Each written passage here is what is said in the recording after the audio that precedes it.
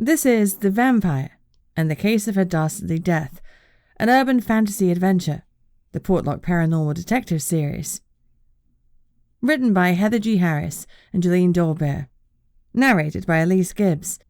If you'd like to hear more about Heather's latest gossip, new releases, and bargains, please sign up to her VIP newsletter at heathergharris.com/subscribe. Chapter 1. I woke up dead. I just didn't know it. I lurched upright, feeling sore and weird. I had the oddest dream that I'd been attacked by a vampire. I touched my neck instinctively and froze at the wince of pain. Oh no. Hell no!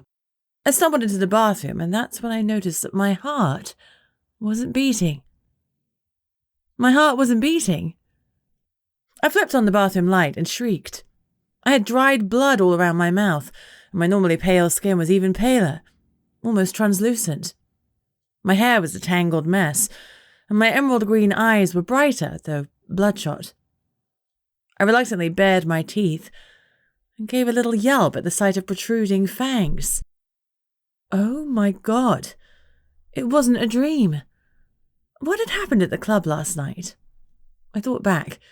I'd been snogging Franklin in the back corner, and the bastard had bitten me. It all came flooding back. He'd bitten me, and then I'd drunk his blood. A lot of blood. Yuck, what was I thinking? Of course, I'd had several Jaeger shots by that point, plus a few cocktails, a couple of tequila shots, and something blue. My heart thudded, just once, but it was enough to make me sag with relief. I still had a heartbeat. A lethargic one, but still, better than no heartbeat at all.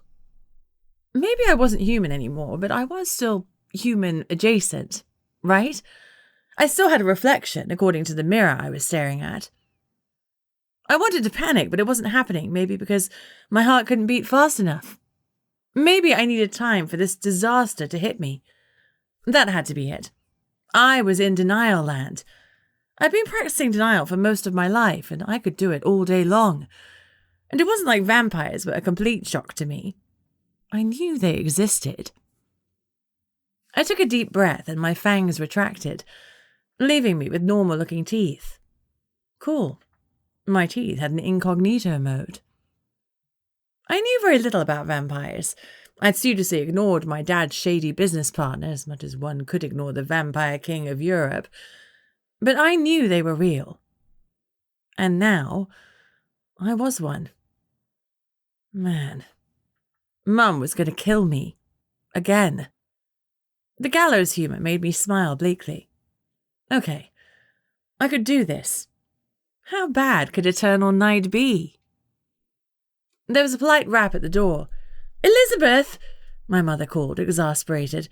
"Open this pathetic excuse for a door." Mum has the worst timing. I ignored her, hoping she'd go away. But the polite knocking continued. If she saw me like this, she'd probably die, and I'd be responsible for my prissy mother having a heart attack. I couldn't cope with the thought of that, although we rarely get on. I couldn't lose her. Not so soon after Nana. I looked cautiously in the mirror again, but my appearance was unchanged. My mascara was streaking my cheeks, and my chin and neck were still smeared with blood. I wet the flannel and started to scrub frantically at myself. "Just a minute, Mum," I called reluctantly. "Elizabeth Octavia Barrington, open this door right now," she commanded imperiously. "Before the neighbours see me," she muttered. Well, that certainly wouldn't do. My mother hates being spotted in places that don't fit her idea of posh, and my studio apartment was not on the list. It wasn't anywhere near the list. It wasn't even on the same page. Frankly, I was surprised she even knew where I lived. She wasn't going to go away, so now I was going to have to open the door and face the music. Even if the music was screaming death metal. Chapter 2. I hastily finished cleaning up, brushed my long ash-blonde hair, and pulled it back into a ponytail. I zipped up my jacket to hide the 2 small puncture wounds still visible on my neck, and opened the door. I hoped she wouldn't notice how pale I was, Blood loss does that to a girl. "Hi, Mum." She pushed me aside and walked in, scanning the room and scowling at the old, mismatched furniture. My flat smelled faintly like the Chinese restaurant next door, and her lips pinched further. She glared at the sofa with a wrinkle to her nose, then brushed it clean before sitting primly on the edge of it. I put on my slippers, so I hoped she'd think that I was wearing my pajamas, but actually I was still in my clubbing clothes from the night before. I hoped my leather jacket covered most of them. Mother would disapprove of the low-necked, tight-fitting dress. Plus, it was black, and she loathes me wearing black. I just had the worst night of my life, which apparently had included my death. The reason I'd gone out was because I'd already had the worst day of my life. I wasn't ready for the lecture, though. I knew it was coming. It always did. I raised my eyebrows, waiting for her to tell me the reason she'd come by at 7 a.m, even though it was dreadfully early for her, or dreadfully late for me. Perspective and all that. She was impeccably groomed. Her hair, artfully dyed the same ash blonde as my own, was perfectly sculpted. Her makeup looked like she kept a professional on call, and her emerald green eyes, the twins of mine, were bright and awake. She was wearing a boring, if expensive, baby blue dress. The only thing that marred her perfection was her frown at the disarray in my flat. Lines were etched on her forehead, though I knew that if I mentioned them, they'd be gone in an instant. My flat. I grimaced. Discarded clothes lay strewn about, left over from my rush to get ready the previous night, and there was a sink full of dirty dishes. I still hadn't gotten around to fitting curtains or blinds in the kitchen area either. To call the flat rough and ready was probably being overgenerous, but it was all I could afford on my terrible salary since my parents had cut me off. Apparently they wanted me to stand on my own 2 feet, which was fine in theory, but I'd been toddling on stilts ever since. I fell over frequently and skinned my knees, but I'd been doing it. Until I'd gotten killed, anyway. Mum returned her focus to me and cleared her throat. "I'm here to remind you to have an acceptable date for the wedding, next weekend." I blinked. She'd braved my flat for that. "You could have phoned," I pointed out dryly. "Yes, but I wanted to see you, Elizabeth.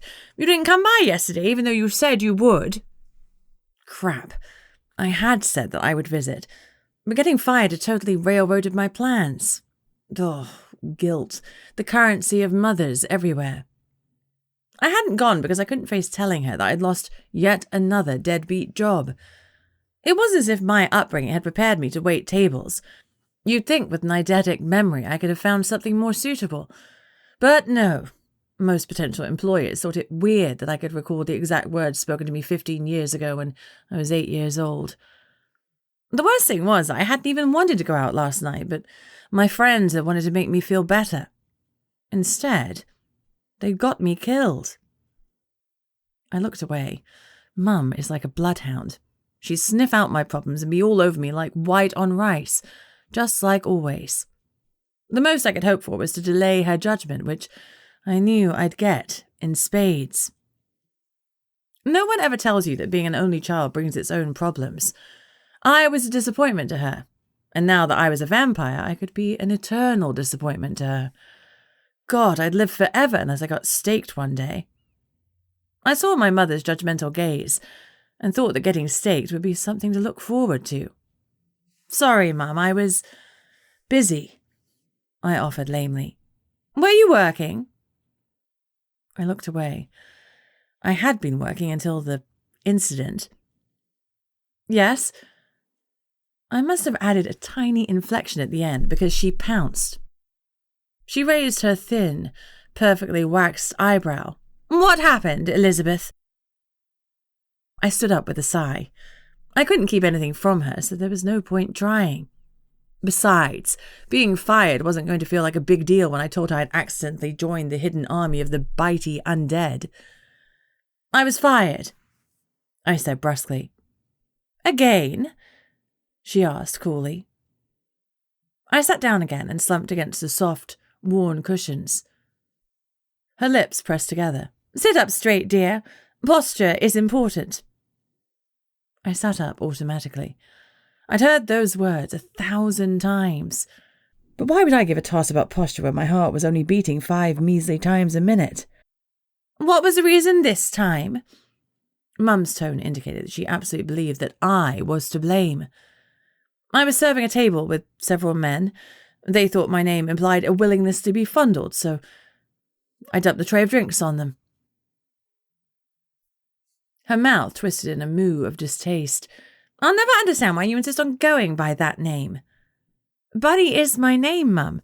It fits me, I argued for the millionth time. Your name is Elizabeth, she grouched. The age-old argument grated on me. I'd gone by the name Bunny for more years than by the name she'd foisted on me. No, Elizabeth is a name you gave me, but it was never me. I refuse to call you Bunny. I shrugged. As usual, she'd missed the whole point. Anyway, one man grabbed my bum, and somehow, when I retaliated, the manager took his side and fired me on the spot. What did you expect, dear? You are in a service industry. You can't dump drinks on paying customers. I expect not to be groped at work, I groused, arms folded. Yes, of course, but you should have handled it differently. Sure, I could have, but that wasn't the point. I was without a job again. My temper and lack of actual work skills were once again leaving me jobless and, without an income, probably homeless. Not to mention a new and far more pressing issue. If vampires were allergic to sunlight, like the tales said, then I couldn't afford to be homeless. I'd have to move back in with my parents. I wished I knew more about vampires, but my parents had always insisted that I stayed far away from all the meetings that went on behind doors. And, truthfully, I'd been more than willing to indulge them. Who wanted to learn about creepy, blood-drinking creatures? I'd been happy to pretend that vampires were nothing more than a bedtime story. Ugh. Who had I screwed over in a previous life to deserve this fresh hell? I looked away, feeling hot tears well up. What in God's name is that? My mother's voice was sharp. Oh, God. Chapter 3. I whipped my head back. What's what? I asked innocently, eyes wide. Those marks on your neck, are they love bites? She asked, horrified. The truth was going to horrify her even more. My hand leapt up to my throat to cover the telltale pricks in my neck. No. She reached out to pull my hand and the jacket collar away, displaying the bite in all its vampiric glory. Is that... Her voice trailed away, shocked and dismayed. She shook her head. No, that's silly. They wouldn't dare. I could see the fear in her eyes. There was no point trying to hide what had happened. Her long association with Dad's business meant that she knew what the marks were as surely as I did. For all she was practicing denial right now, it wasn't just a river in Egypt. I decided to say it quickly, like ripping off a plaster. I've been bitten, Mum. It looks like I'm a vampire. She clutched her pearls and sat down heavily on the sofa. What have you done now? She whispered, shaking her head. What will I tell the Winthrop Smythes? We'll be social outcasts. I groaned. Of course, that would be her takeaway. I was dead. Our family line would die with me, and all she cared about was what the bloody Winthrop Smythes would think. It wasn't my fault, I said tightly, pointing at my throat. The tears were back, and so were my fangs. I touched them with my tongue. Great. How was I going to do this? Navigate this, alone? I didn't know how to be a vampire. It wasn't like the bite had come with an owner's manual. Mum frowned and sighed heavily. Of course it wasn't. I suppose the Winthrop Smythes don't need to know everything. We can keep this quiet.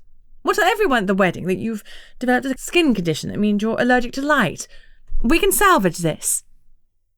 She was already plotting. My life was ruined and she was still worried about the bloody wedding. I wiped away a tear that was trickling down my face. There was a sharp knock at the door. Mum leapt up and looked around for somewhere to hide. She wouldn't be seen dead here, but unless she wanted to jump into my tiny bathroom and crouch on the loo, there wasn't anywhere for her to go. I doubt anyone you know will be at my door, I reassured her as I walked the 3 steps to it and opened the flimsy plywood structure. As well as a brilliant memory, I'm also excellent at deductive reasoning. On the other side of my door stood a bike messenger. I knew that from the bike helmet on his head, and the bike he carried up the 3 flights of winding stairs. See? I was just like Sherlock Holmes, but female, and a vampire. Great. He thrust a large envelope at me and waited a beat to see if he'd get a tip. Yeah, that was a no. My ass was fired, and I could even spare £1. I gave him a bright smile instead, but he recoiled at the sight of my fangs. No. Note to self, closed mouth smiles from here on in until I get those things under control. My mum was on it, though. She leapt forward and thrust a £10 note at him, hoping to distract him from my fangy faux pas. He faked tipping his helmet at her and left quickly, giving me a backwards glance as he all but ran away. I stared down at my name written in a neat, flowing script. The finest calligraphy. No one I knew wrote like that, not these days. I'd learned early on that I didn't like events that came with an inscribed invitation. I prefer the ones that come by text. I turned the envelope over a couple of times to see who it was from, but there was nothing else on it. Well, open it, dear, my mother instructed impatiently. For some reason, I was terrified about opening it, as if a previously unknown sense of self-preservation had shown up 23 years late and was warning me. The instinctual feeling could go to hell. Where had it been last night when I'd needed it? I blew out a harsh breath. I hated doing what my mother told me to do, but it looked like I'm going to have to open the darned envelope. Chapter 4. I swallowed, my mouth salivating, making me gulp compulsively as if I were on the verge of vomiting. The envelope had a red wax seal, and I recognized the insignia. I'd seen it before. On an envelope strewn across Dad's desk on the one occasion I'd snuck into his office. That was how I'd found out vampires were real, and my father was embroiled hip-deep in their business. After that, Dad had made sure I never found my way into his office ever again. But the damage was done. I'd read the Vampire King's letter. Looking at the envelope in my hand, I had the opposite urge.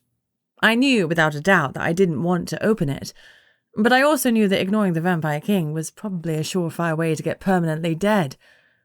I slid a nail under the red wax, and it popped satisfyingly. Inside was a single sheet of luxurious paper. I scanned, wanting to be done with it. My hands started to shake. Mum watched me with trepidation. She was dying to know what it said.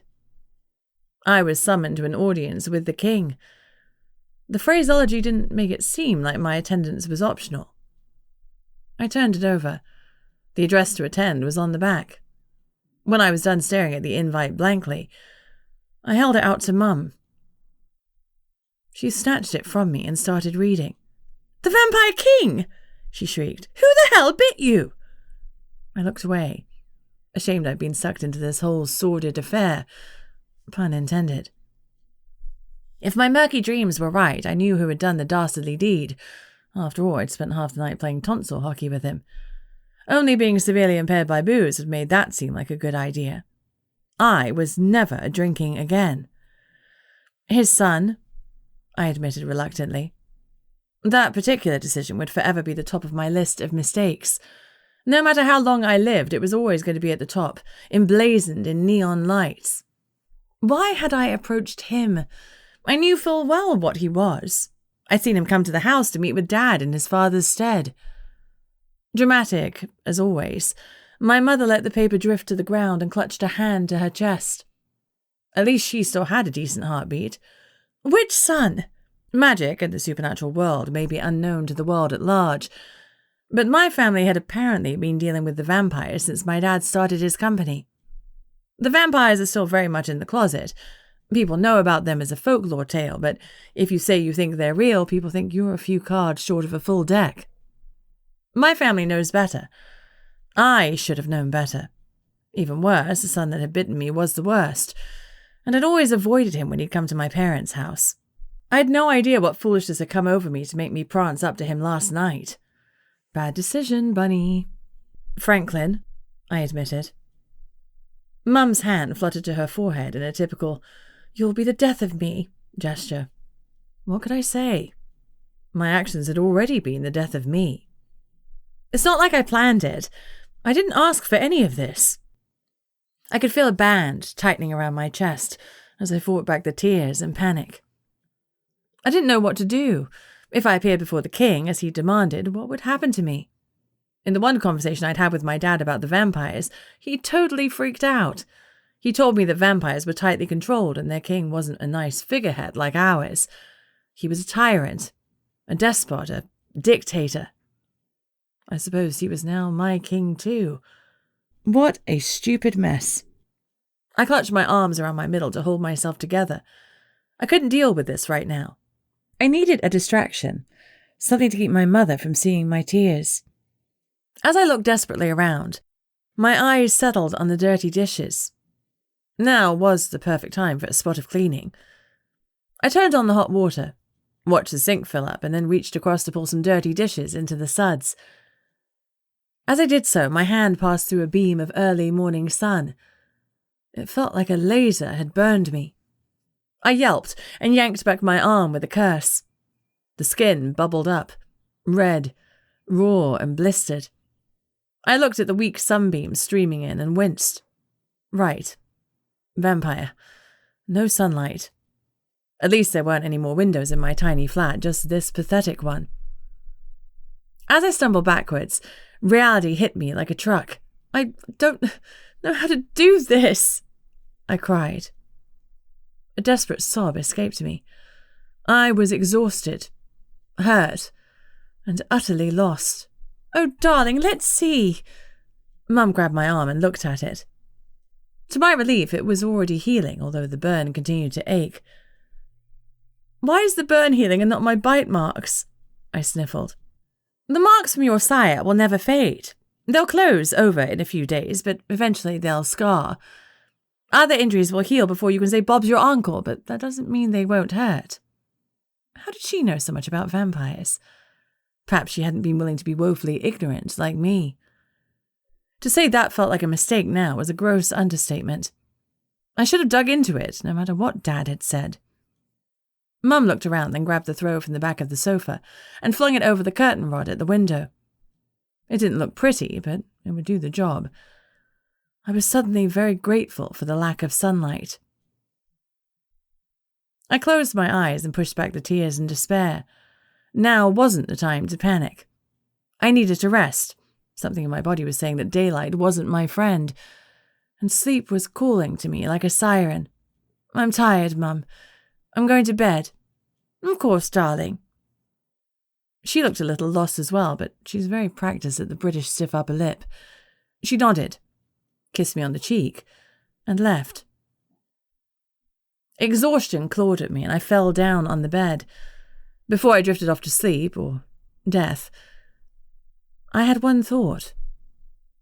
When would I crave blood? Chapter 5.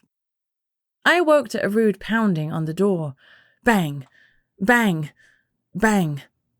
My cheap, flimsy door wasn't so strong that it could withstand much of that, so I leapt up hastily to open it. When I cracked it open cautiously, no one was there. I looked down the hallway towards the creaky stairs, but no one was visible. I glanced down and saw a package. I hadn't ordered anything. I had no money for anything beyond the necessities, like food. Small things like that. I double-checked the label. It was written out to Elizabeth O. Barrington with my address scrawled on it.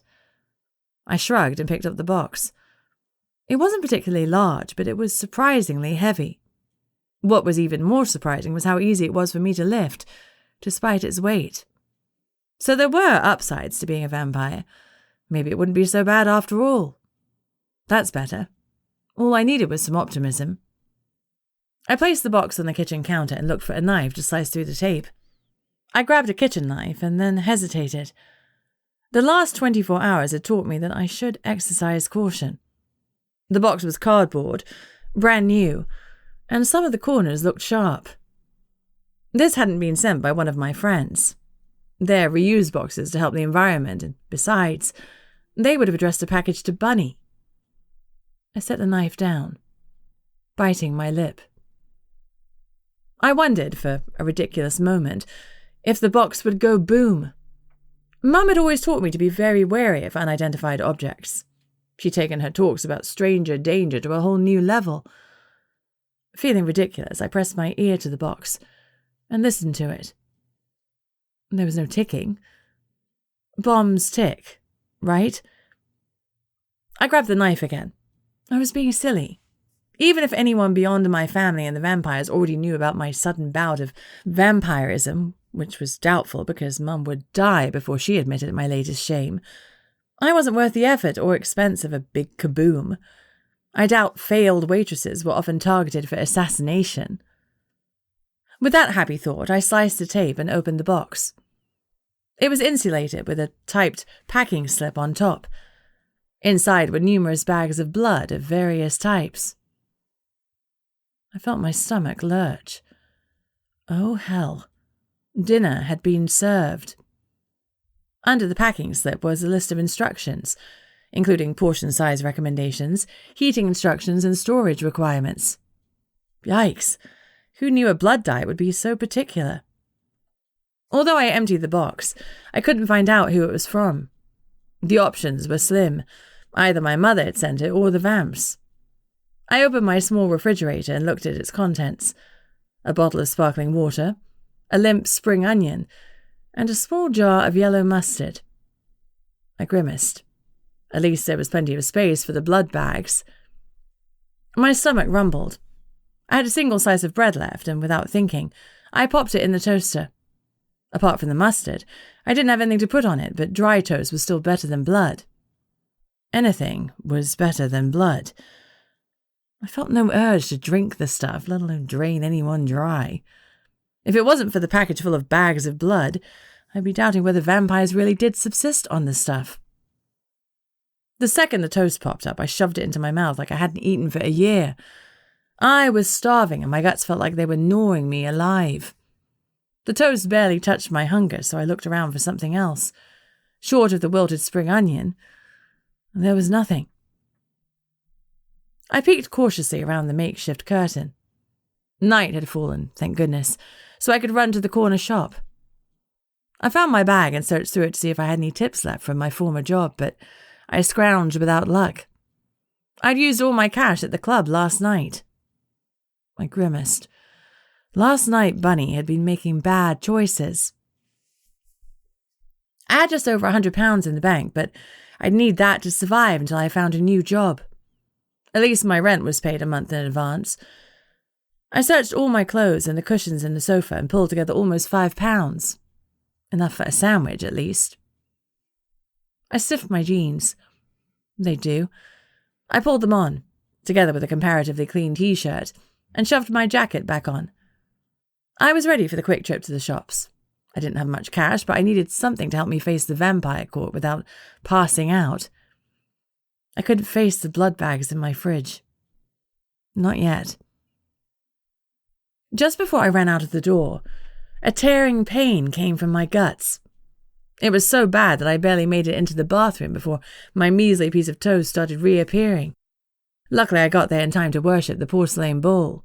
Ugh, I hate being sick. Okay, so no toast. I didn't even know if vampires could eat regular food. I cast my mind back. Franklin and his cohorts from last night had been drinking something for sure, but I suppose it could have been blood held in the bar's coloured glasses. I cleaned myself up as my guts went back to their gnawing hunger. Reluctantly, I opened the fridge door again. Was blood my only choice? I hated being told what to do, even if it was something as simple as what I could eat. The blood bag stared at me, taunting me. My stomach gave an audible growl. Darn it. Come on, Bunny, I said to myself. Don't be such a baby. You're a vampire now. The problem was I didn't feel like a vampire. I just felt like me, only more scared of sunlight. I took out a bag. It was au neg, the universal donor. Lucky me. I scoured the box for the instructions and measured out 1 mugful, the recommended serving size for my weight. It seemed a pitiful amount, more like the amount you'd feed a pet cat. I shook my head, then I stuck the cup in the microwave for the prescribed 20 seconds. When it was warm, I looked at it dubiously. I gave it a little sniff. It didn't smell that bad, more like a meaty broth. My stomach rumbled loudly. At least it was excited about the prospect of food. I closed my eyes so I didn't have to see the colour, then pinched my nostrils and swigged it, glugging it down as quickly as I could manage. Suddenly, I was grateful for the many beer-chucking contests I'd taken part in at university. I hurriedly rinsed my cup, the better to wash away the bloody evidence that I definitely wasn't normal anymore. My stomach was thankfully still and finally happy. I felt comfortably full, and the gnawing had stopped. I put the rest of the blood bag back in the fridge. The aftertaste in my mouth was surprisingly pleasant. As much as I hated the idea, it had been edible. Drinkable? I shrugged. Palatable. Now full, at least I didn't have to spend my paltry £5. I could save it for tomorrow's food. That was a relief, but it brought another thought. Would I even have to eat other foods? I'm a foodie, and honestly, a diet of blood 3 times a day forever sounded incredibly dull. What about ice cream? Did vamps eat ice cream? Maybe it had to be blood ice cream? I shuddered. I knew that I should probably be writing down questions because it turned out that I knew next to nothing about vampires. I railed against my willful ignorance now that my survival depended on learning everything about vampires. I checked the time. I didn't have time to write down questions. In fact, I'd have to hurry if I was to make my royal summons. Chapter 6. I looked down at my current outfit. I couldn't wear slightly dirty jeans to meet a king. I stiffed myself and recoiled. All of my panic at meeting the king had induced quite the sweat. My sense of smell was better than ever, and I was now a little pungent. I peeled off my clothes, hastily went into the bathroom, and had a speed shower before drying myself and my hair. Clean and dry, I searched for something to wear. What did one wear to see a king? I had club clothes and work clothes, but jeans were probably out, as were miniskirts. I searched through my tiny wardrobe. It was packed tight since I had a lot of clothes from before I'd moved out of my parents' house. Nice things, if boring. I brightened. Nice and boring was probably exactly what the Vampire King ordered.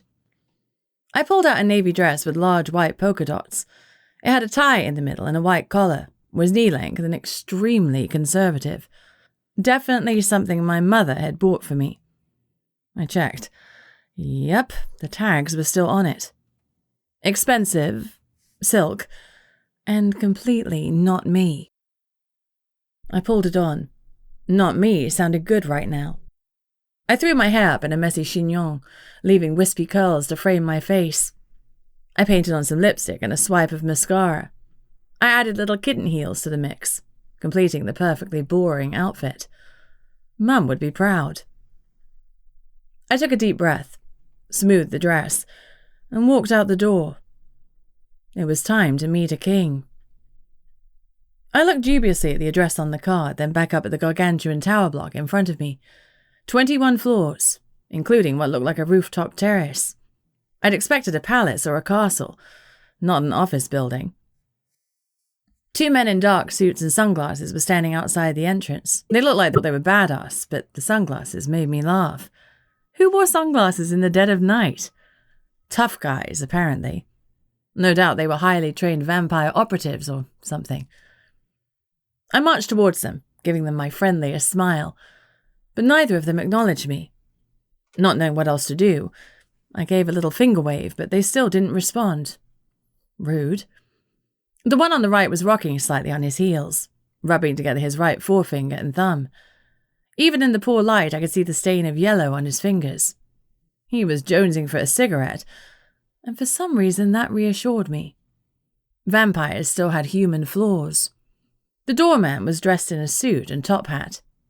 It was overkill, but I suppose that was the Vampire King's MO. He opened the door for me and I thanked him politely. Being undead was no excuse for rudeness. Once I was inside, I wasn't sure what to do. I went up to the reception desk and told the woman there that I had an appointment. I didn't mention the V word because there was a chance she was a normal human. It was unlikely, but it was still possible. The receptionist gave me a cool look and, gesturing towards an uncomfortable-looking wooden bench, told me to take a seat. It reminded me of an old-fashioned pew in a church. I sat down. It had taken 16 paces to get to the benches. I'd counted them reflexively. I always notice weird things. I resisted the urge to hum or twiddle my thumbs. I was the only one waiting in the cavernous entry hall, and my anxiety led to boredom pretty quickly. The whole place was eerily quiet. Beyond me, over what seemed like acres of marble, was a bank of lifts. 6 lifts, 4 doors, 1 exit, 1 fire exit. I studied the receptionist instead, noting her long painted nails and the plethora of rings on her fingers. 13 rings seemed like too many for someone with 10 fingers. I waited for what felt like forever. Eventually, I heard the faintest scuff of shoes and looked up to see a man approaching. I had no idea where he'd come from unless he'd used a lift. If so, it had been utterly silent. He was wearing a dark suit, his leather shoes abnormally quiet, except for that one scuffling sound. The hair on my neck stood up uneasily. The man before me was a predator. He finally spoke. "Miss Barrington?" "Yes." I nodded decisively, trying to bury my nerves. "Follow me." He turned and walked towards the lifts. Fear burned in my gut, and I hoped to hell he couldn't sense it. Predators loved that sort of thing, right? I gave myself a quick pep talk, stood, and followed him for my appointment with the King of Death. Chapter 7. Once we were inside the lift, the thick-set man waved a card in front of a reader and punched in the top floor, the rooftop terrace. That was either brave or foolhardy. It was night just now, but a vampire having a meeting on the roof showed serious balls, or a lack of a good frontal lobe. I leaned against the back wall of the lift. Although we went up 21 floors, it was quiet, fast, and I hardly felt the movement. I was taken aback when the doors pinged open. I hadn't been sure what to expect. What did a vampire court look like? This whole building had posh office vibes, so I thought maybe rattan furniture, glass tables, and small potted trees on the terrace. Instead, the space was completely open and barren. Marble flooring continued onto the roof, endless and gleaming white. In the center of the space was an honest-to-goodness throne. There was no other word to describe it. The luxurious wooden chair was gilded, edged in ermine, and had sumptuous purple brocade cushions. The throne had an occupant, and flanking it was a posse of other vampires. No one spoke. All eyes were on me. Lucky me. The man guiding me cleared his throat, and I realized he was trying to get me to step out of the lift instead of staring out of it like an idiot. "I'm sorry," I mumbled, and stepped out.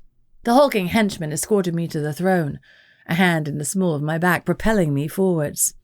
Clearly he didn't trust me to get there under my own steam. He wasn't wrong to assume that. My legs were stiff with fear. The Vampire King wasn't that exciting to look at. Medium height, medium build, and nondescript in a you-wouldn't-look-at-him-twice kind of way. Then you met his eyes, and they were anything but ordinary. They burned with intelligence and power. I desperately wanted to look away, but I forced myself to meet them. This was the top predator, and if I fled, I was afraid he'd chase me. So I held his gaze out of sheer stubbornness. My guide bowed before his king and went back to stand in front of the lift, a silent sentinel. The king's 2 sons and their bodyguards stood on either side of him. One of the vampires was holding a book. 3 other men stood behind them, probably the king's bodyguards, although from what little I knew of my dad's business partner, I expect he took care of all threats himself. I wasn't sure what to do, so I curtsied briefly and waited. The silence was taut and uncomfortable. I wanted to wriggle and fidget, but I forced myself to stay still. I knew nothing about vampire lore and didn't want to cause offence by accident. When I cause offence, I want it to be on purpose. Still, the strange silence stretched. Vampires have all the time in the world, I supposed. They can go around having ridiculous pauses if they want. The absurdity of it did make me relax a fraction, though I expect the silence was designed to have the opposite effect. The king broke the silence. "Elizabeth Octavia Barrington, I presume?" The king's voice was a deep bass that rumbled out of his chest. I hate that bloody name. "Bunny is fine," I said. He raised an eyebrow. "A vampire named Bunny?" He gave a sharp laugh. The laugh took away the sinister air, and I relaxed a fraction further. "How did you get that nickname?" he asked curiously.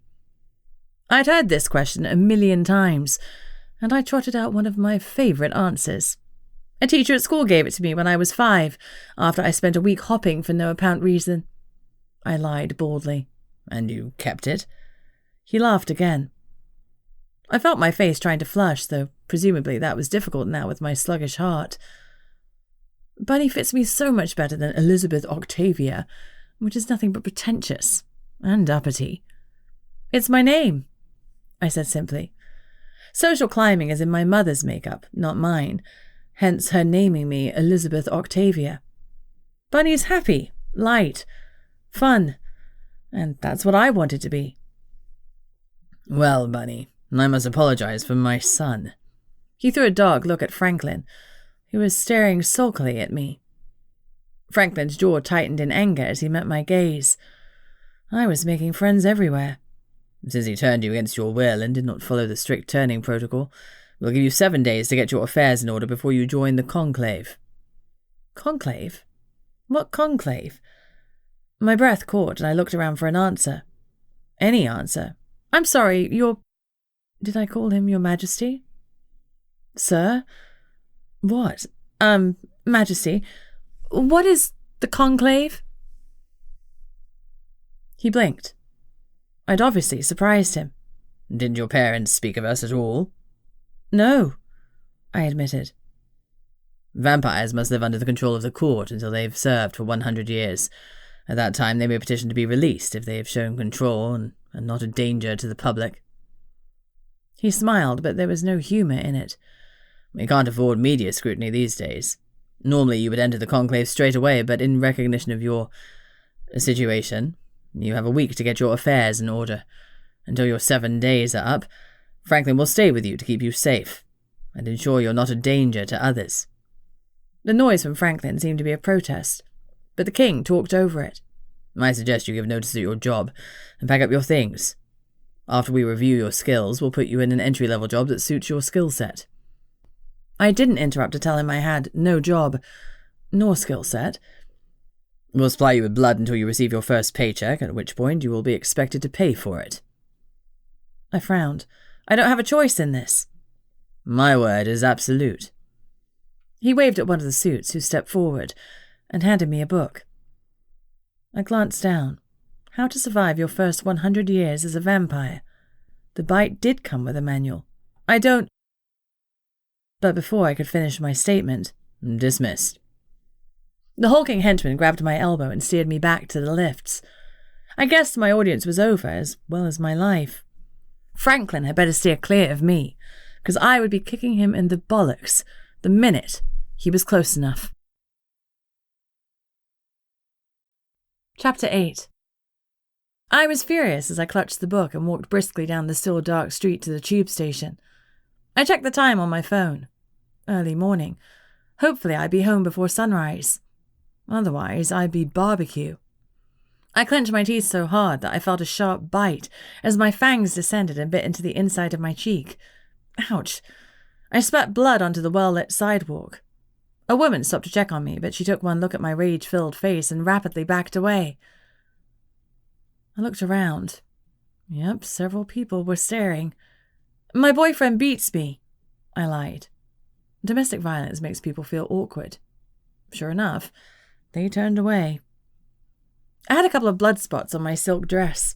The ones on the navy weren't too visible, but the ones on the white polka dot stood out a mile. Never mind. The dress was going straight in the bin anyway. It had bad associations now, and besides, getting blood out of silk is tedious. Plus, I hated the dress. I walked fast. What was I going to do? I had to live under the thumb of a monster for 100 years? I couldn't do that. I had left home so I could be free. I was breathing hard. I had to slow down or I'd hyperventilate. I stopped in the street and started to try to regulate my breathing. "Bunny!" A man yelled at me. I turned to see Franklin running after me. Just great. That absolute bastard. "Wait up!" Nope, not a chance. I started to walk faster to get away from him. Then I heard someone yell, "Get him!" I whirled around. 2 men had stopped Franklin and one was punching him in the stomach. I wanted to laugh, but it didn't seem wise. "We'll help you, honey," a woman said next to me. "Your boyfriend won't hurt you again. Police are on their way." That wouldn't go down well with the king. Much as I wanted Franklin to get what was coming to him, I'd have to intervene. I didn't want to lose my last 7 days of freedom. I thought quickly. "Oh, no," I said. "That's not my boyfriend. That's my, brother." The woman gave me a look that said she didn't buy it for a minute, and her eyes were sorrowful as I went to save what she thought was my abuser. Well, she wasn't actually wrong in that supposition. I hurried over to where the men were still wailing on him. "Stop! That's my brother!" I entreated. "Brother?" The men stopped and let go of Franklin. "Yes, he was coming to help me. Thank you for stepping in. If he'd been my boyfriend, I'd have been really grateful." "Sorry, miss, our mistake," one of the men said. "Sorry, mate." The other one brushed Franklin off, and they both walked hurriedly away. Sirens were approaching. "Get in the car," Franklin growled. I looked over. There was a black Mercedes idling at the curb. "I'm fine, I'll take the tube." I turned to leave. He grabbed my arm and yanked me over to the car. I whirled on him, but at the last second he let me go. He obviously didn't think I was a threat. I'd show him. I'd promised myself, after all. I kneed him squarely in the bollocks. That's for killing me, accidentally. I put up air quotes and let my sarcasm hang in the air. There was no way he turned me by accident, no matter what line he'd fed to his father. When he'd kill me by drinking too much of my blood, without my permission, I might add, he desperately fed me his own blood to save his lousy hide. I was hazy from blood loss while he did it, but from what I remembered, he'd said, "Whoops, too much." That memory just fueled my rage, so I kneed him again. And that's for being an utter twat. Seemed even vampires couldn't take the pain of a knee to the jewels. Franklin doubled over and fell to the pavement, clutching his junk. I walked the last street to the tube and jogged down the stairs to the platform. Luckily, the train came within a minute. I hopped on and watched with relief as the doors slid shut. I was sure I'd pay for my action, but the momentary satisfaction would hopefully see me through the next 7 days. The tube ride was short, and I hastily made tracks to my flat. No doubt the king and his cohorts had my address, but they weren't there yet, so I had some temporary respite. I opened my door and looked around at my home in despair. It wouldn't take me 7 days to pack. It would take me no more than a couple of hours. Well, then what? I didn't want to go to the conclave. I didn't want strangers telling me what to do for the next 100 years. That was madness. Part of me wanted to give up, to slide down the door and cry, but the other half wanted to run. How far could I get on 105 pounds? Probably not even to Birmingham, and that was certainly not far enough. The king ruled Europe from his London residence, and I couldn't get out of Europe without help. The only thing I could do was beg my parents for money to escape, if they were willing to help. After all, they had a good relationship with the king, and their business depended on it. They might not want to jeopardize everything, even for their only daughter. I sat down on my mattress. I must have been lost in my thoughts, because the next thing I noticed was my thin door flying off its hinges. The piece of wood landed on the floor in the middle of my crappy flat with a whoomp. I stood up. I knew what was coming. I'd sort of earned it. But he'd started it. Franklin and his goons stormed in. Franklin lunged at me and slapped me across the face so hard that I flew back 2 feet into the wall. I held my face. It stung. Even worse, my jaw felt loose. He'd knocked it out of joint. Pain zapped through me, but moments later my jaw reattached with an audible and gross snick. Super healing powers. Yep, those were kind of handy. I pushed back from the wall as Franklin snarled at me, but his goons grabbed him and held him back. Kane won't be happy for you, Harmer. He's vowed that you'll protect her for the next 7 days, a brown-haired hunk whispered urgently. Bugger off, John, Franklin complained, but he simmered down. I'm going to pay for that stunt, cow, he snarled at me. After these 7 days, you're anyone's game. I already paid for it, I bit back. You've already killed me. What else can you do? I sniped. He smiled, and it was not a nice smile. A lot, you stupid cow, a lot. I'm going to enjoy making you scream. Not in a fun way. No, if I'd been smart, I'd have stopped baiting him, but I was still angry. Angry, lost, and full of despair. I'd had another life planned for myself. My plans might not have been earth-shattering, but they'd been mine. Now I was trapped in 100 years of bloody servitude to this wanker and his father. Why? Because I wanted to have a night out with my friends. Even a fool could see it wasn't worth the price. How I yearned for time travel, to go back and stop earlier Bunny from going out drinking. But there was nothing to be done but to move forward. Somehow. How was this jerk running around free whilst I was being forced into what amounted to indentured servitude? The system was wrong. It was broken. I had to find a way out and couldn't do it with this dumbass watching my every move. I needed a plan. Chapter 9. I tried to dial down my visible hostility to Franklin because he and his goons needed to think I was cowed. That was part A of my new thought-up-on-the-fly plan. How long will you be staying here?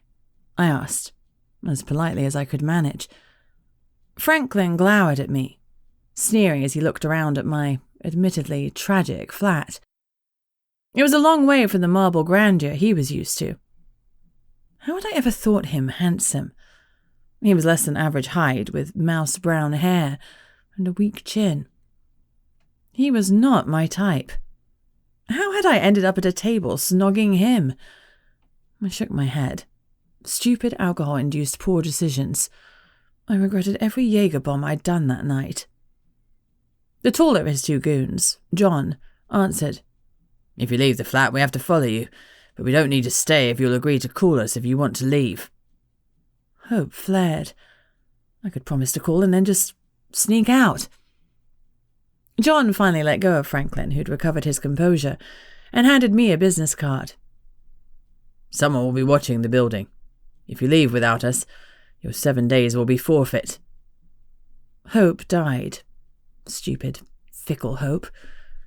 I took the card. Fine. I'm watching you. I'd love you to screw up and then I'll get you. Permanently, Franklin added, suddenly smirking. I shuddered involuntarily. Permanently? What did that mean? Being alone with him for even 1 more minute was reason enough to toe the line. John stiffened at Franklin's jibe. I had the distinct feeling that he wasn't that fond of the Vampire King's youngest son. Me neither, John. Me neither. Maybe we could start a club. What about going out to take my rubbish to the bin? I probed. That's acceptable, as long as you return immediately. Also, we can have items delivered if you require any food besides blood. I guess vampires could eat actual real food then. I'd have to read this stupid manual later. John continued. It would be best if you stayed in your flat. This closed with the overhead light shining down on him. I saw John's eyes behind his dark glasses flick to Franklin. It would be best to avoid the wanker. Got it. I really did. I nodded. We'll be outside until dawn. I'm John. This is Ethan. He gave one of those manly head tilts to indicate the other goon. "Thanks, John." They turned and left. My pathetic excuse for a door was still lying in the middle of the room. I looked at it and sighed. There was no saving it. That cheap thing should only have been used as an interior door anyway. It had torn at the hinges and had a gaping hole in it from being punched. I picked it up and leaned it across the doorway. I only had one other neighbour on this floor who rarely left her flat. But even so, I wanted the little privacy I could get. Who knew how much I'd get after my 7 days were up? With no TV, no going out, and knowing the packing wouldn't take long, I settled on the sofa to read. I flipped open the vampire manual they'd handily supplied me with. Chapter 1, Blood. Why do I have to drink it? I checked the cover for the author. No name listed. It was a shiny paperback the size of a thin textbook. I had a lot of practice with textbooks, having recently completed my undergraduate degree in philosophy. Newsflash. No one wants to hire someone with a philosophy degree. It's a stepping stone degree to further courses like studying law or something. My mum thought a debutante didn't need a degree. I disagreed that I was a debutante. For a start, I was probably too old, and also I wanted nothing to do with the snobs with whom my mother rubbed shoulders and shared air kisses. I wondered if I should grab a highlighter for my little study session. This stuff was going to be important for the rest of my immortal life, so it warranted being taken seriously, and nothing was more seriously academic than defacing your own copy of a book. Sure, I have an excellent memory, but fitting in at university had meant using highlighters. Even now, I clung to anything that would make me look normal, even in the privacy of my home. I got up and fumbled through my school bag, which was permanently slumped by the bed, holding things I didn't have a place for. I found a pink highlighter and sat back down. I highlighted the first line. Blood is necessary for life. Blood is life. Don't forget. I grimaced. Great. It was a manual written by someone who clearly, mistakenly, thought that they were funny. The clawing hunger was enough of a reminder for me of how essential blood was. Speaking of which, it was starting again. I didn't want blood, though. I wanted hot food.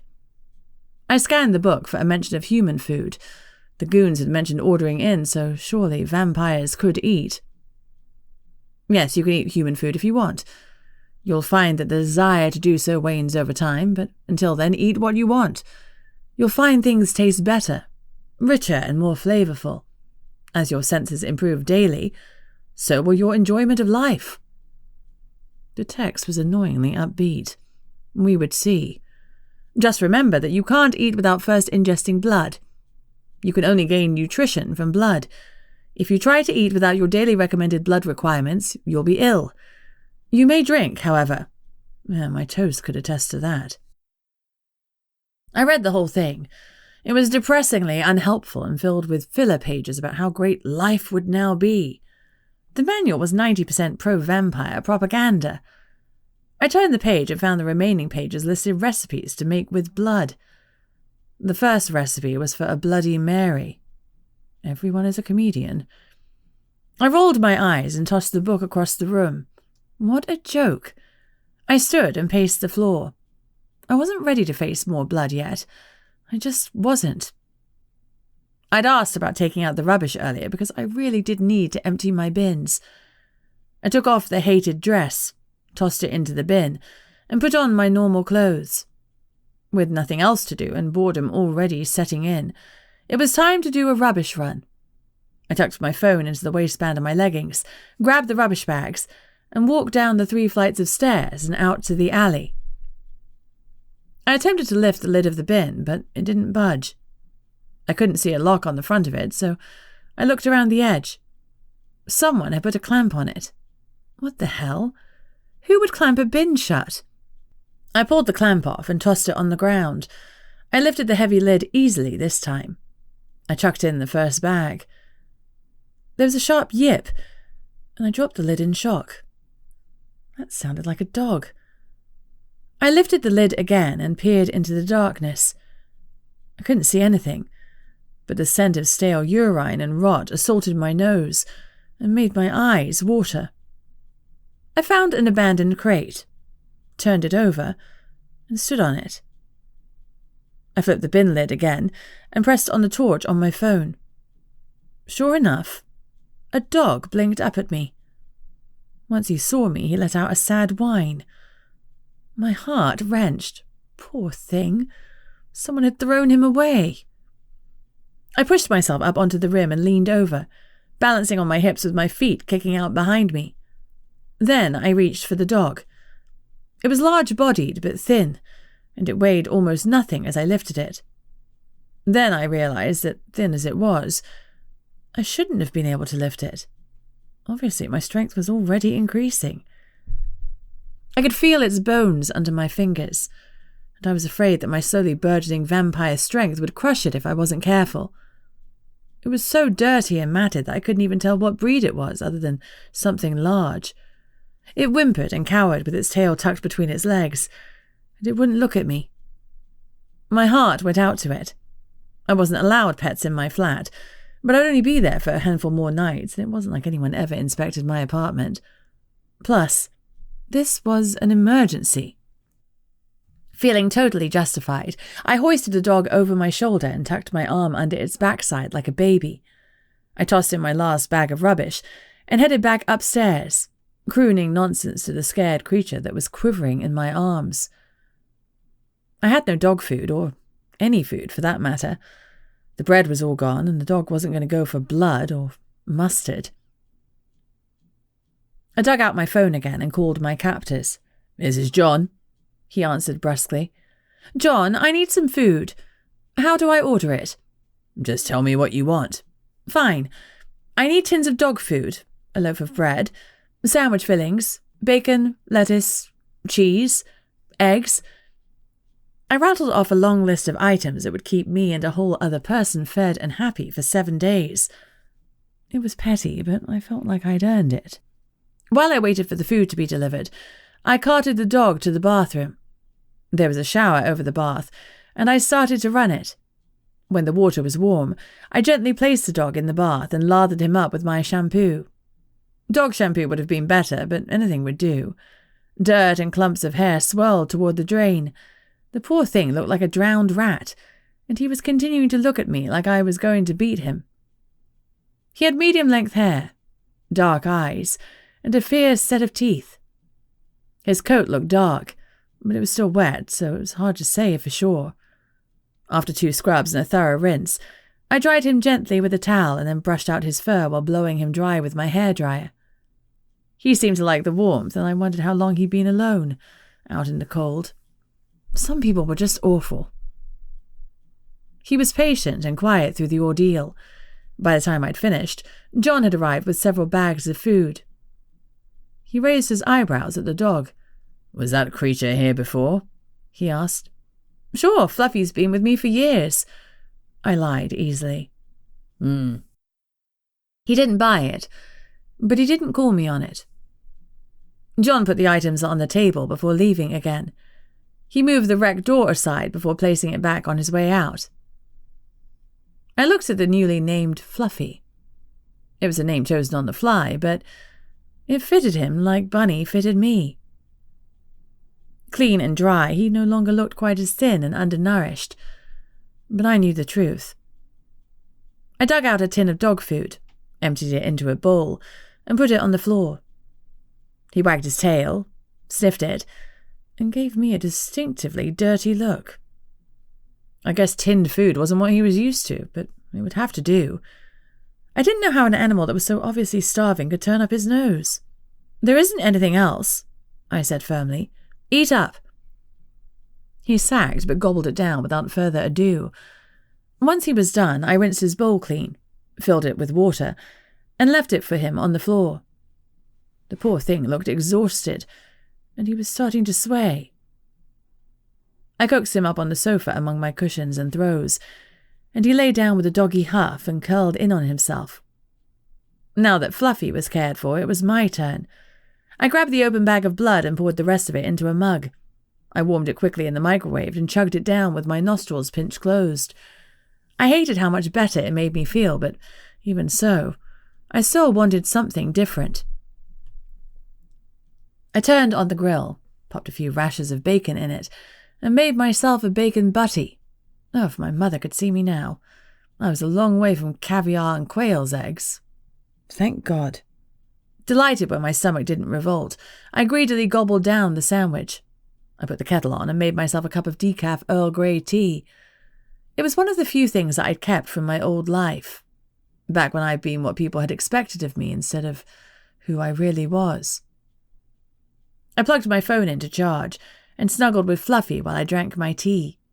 I turned on the phone and started scrolling for similar breeds to see what he was. Didn't take long. Now he was dry, his black and tan form was distinctive. He was a German Shepherd. I'd heard of them, but I'd never been allowed to have a pet when I was growing up, so I didn't know much about dogs. I wondered why he'd been thrown away. Had he bitten someone? The breed looked fierce, but Fluffy had been nothing but gentle and patient with me. Poor guy. I didn't have enough money for a vet visit, so I hoped being clean and fed would be enough for now. He leaned against me and started to snore gently. I smiled at him and petted his soft fur. Maybe vamp life wouldn't be so bad if I had a pet. After Nana's recent death, I desperately needed something to love, and it looked like Fluffy was it. And if those vampires tried to take him away from me, well, they were going to have to think again. Chapter 10. Fluffy allowed me to escape my prison a little more since I had to let him out to do his business. John was sent for more dog items from the pet shop. A collar, lead, dog poo bags, and some better quality dog food for a large dog. If he hadn't been sure that I hadn't had Fluffy before, he was now, but he seemed to be going along with it. Frankly, I was enjoying spending the Vamp King's money. If I couldn't put together an escape plan, I'd be paying back every penny with my 100 years of indentured servitude, so why not make some of it count? Fluffy was worth it. The blood was going down a little better. It tasted good to me now, and I felt stronger. My senses were sharper, and I had flawless skin. Even my hair seemed thicker and shinier. I was still me, though, a gawky, skinny blonde with emerald green eyes. But everything nice about me was enhanced. I'd become an attractive predator. I wondered how ugly Franklin had been before he turned. He must have been bad because even now, with all the vamp advantages, he looked distinctly average. Beauty is in the eye of the beholder and all that, but Franklin was ugly, inside and out. Fluffy and I had been locked up for 3 days when I finally had a change in routine. John and Ethan showed up to replace my door since Franklin had been the one to break it. I was smug when I was finally blessed with a real steel door with 2 deadbolts. I guess even the bodyguards were concerned about the cheap door into my flat while they were responsible for my safety. The landlord would be thrilled when I left. I just added £100 a month to the rent with that door. Unfortunately, Franklin was with John and Ethan. He glared at me, but I tried to ignore him. He didn't need to watch me so hard. I wanted him to think the slap had truly cowed me. Maybe then he'd screw up. And I'd be waiting. Franklin sat on my sofa, so I was forced to perch on the bed to get away from him. Fluffy trembled against my side, but forced a sad growl. I think he would have tried to protect me if Franklin had tried anything. But even if he'd been at full weight, my dog was no match for a vampire. Hell, in his current state, he wasn't a match for a strong breeze. John and Ethan were surprisingly competent handymen. They had power tools and some idea what they were doing, so it didn't take them long to hang the door. It closed better than it had when it was cheap plywood, plus it felt solid. I thanked them politely. "You'll be making up for it once I get you," Franklin leered. I wondered again what I'd been thinking when I hooked up with him at the club. Yuck. John looked at him angrily and Ethan looked away. They must have seen the horror reflected on my face. Would I be forced to work for Franklin? He was disgusting. "You'll service me in many ways," he elaborated with a crude hand sign that made me gag. Oh, hell no.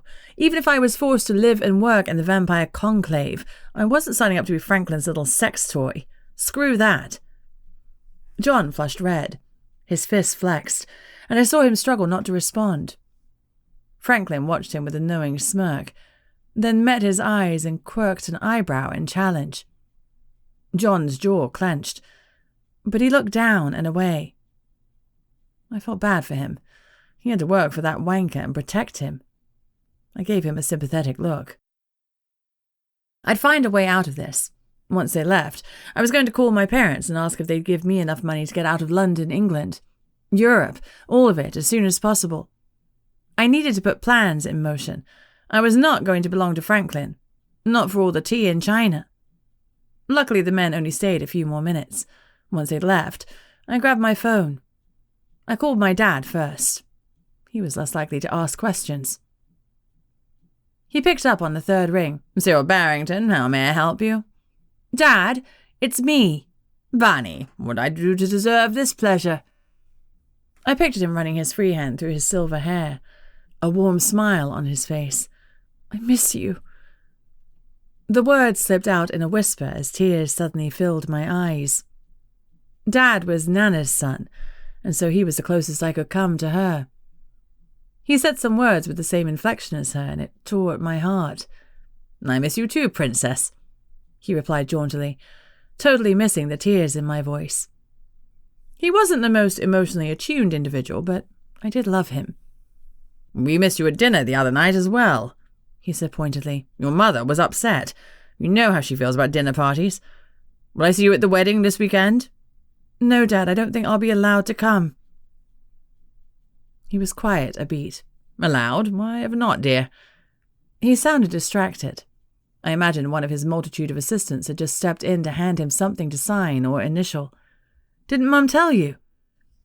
It was hard to keep the disbelief out of my voice. It had been days. How could she not have told him something so critical as his only child being turned into a vampire? By his business partner's son, no less. I heard shuffling and voices. He did have someone in there. My stomach dropped, and I was gripped by an overwhelming sadness. This was so important, and he wasn't paying any attention. I waited at least 30 seconds before he finally spoke. "Sorry, love. What didn't Mum tell me?" he asked. "I was accidentally turned into a vampire," I blurted out. "I have to go work for them in their compound for the next 100 years. There was silence on the other end. "Dad?" "I'm sorry, love. It's quite a shock." He paused. "I'll talk to my associate." Dad always referred to him as a business partner or associate. He never admitted what his partner really was. King of the vampires, and now my jailer. I didn't have time for my father to make nice with the king. "Dad, I need to get out of the country, and I can't go to Europe either. I need to leave now. If I don't, I'll be more or less the property of his creepy son, the one that turned me. Will you help me?" I begged. "Let me call him first, and I'll get back to you. I'm sure we can square this whole thing." He paused. "I'm sorry, love." I suppressed a sigh. "Thanks, Dad." Thanks for nothing. If anything, Dad was going to make things worse by flagging up that I wasn't as docile as I'd been trying to appear the last few days. Damn it. He hung up, and I felt even more lost. If Nana had still been here, not only would I already be halfway around the world, she'd have been with me. The ache of loss filled my heart for the millionth time. Nana was my person. Mother and grandmother rolled in one. She was my best friend as well. When I found out that she died and no one had told me she was sick, it had crushed me like nothing else. My parents hadn't told me because it was during my last week of finals at university, and they didn't want me to lose focus. Like anything could have been more important than being with her. I felt the lump in my throat start to choke me. Sensing my distress, Fluffy gave a sharp bark and I knelt down to hug him. He snuggled under my chin and his warmth and love saturated me until I could shove the grief back down where it belonged and lock it away. If no one would help me, I'd have to help myself. I was no damsel. Damn it. Chapter 11. I pulled out my ancient laptop, fired it up, and started searching for ways to get the hell out of Dodge on the cheap. Before I got too far, Fluffy started to whine a little. He needed the toilet. It's still daylight, pal. Can you hold it? He whined louder. Okay, we'll come up with another plan. I didn't have a cat litter box, not that he'd fit into one, so I'd need to do something else. Come on, I called as I went into the bathroom. Fluffy followed obediently.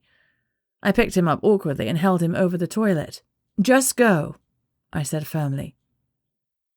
Fluffy looked at me. I know it's weird, but what else are we going to do? You could do this all by yourself, once you're stronger. You're big enough. I huffed. Oh, just pee already. I can't hold you here forever.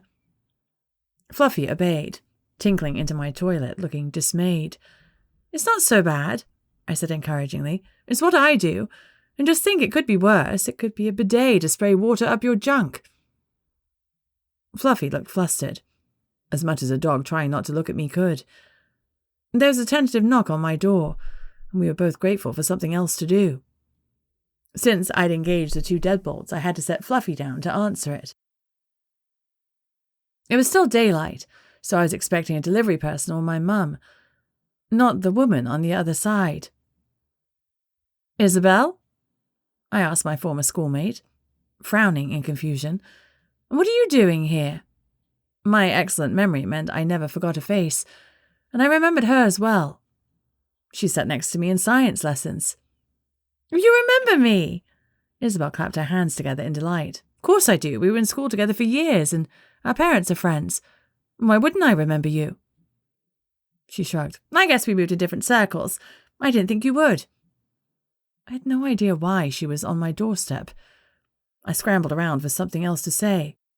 You look great, I said. The last time I saw you in that dress, it was at Eloise Winthrop Smythe's 18th birthday party. She blinked weirdly at me, her mouth dropping open a little. I thought back over what I'd said.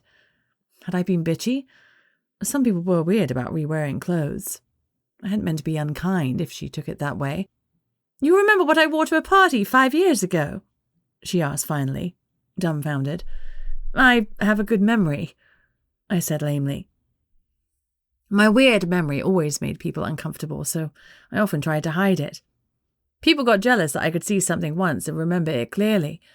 It helped at school. I was smart enough, but my prodigious memory saved my butt more than once after a night of bad choices, rather than studying.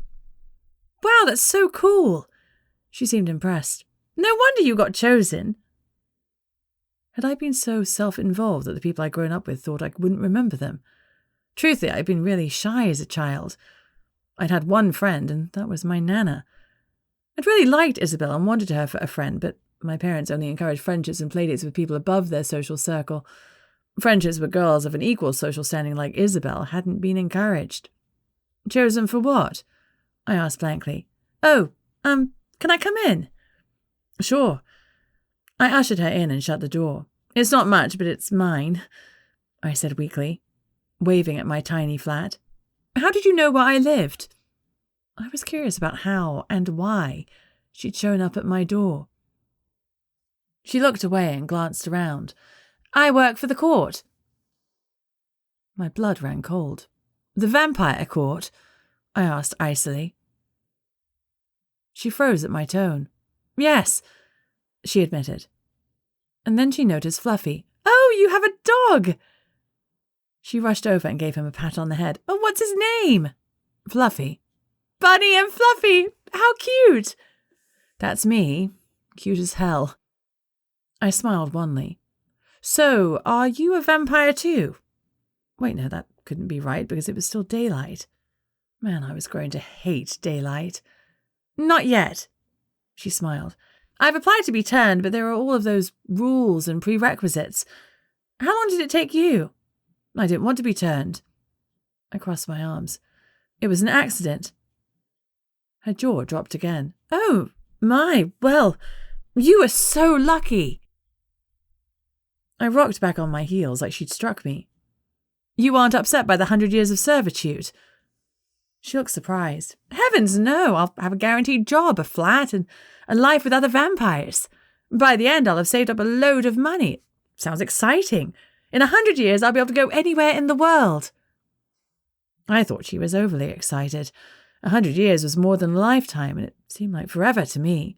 Oh, well, I hope you get accepted soon, I offered, thinking she was insane.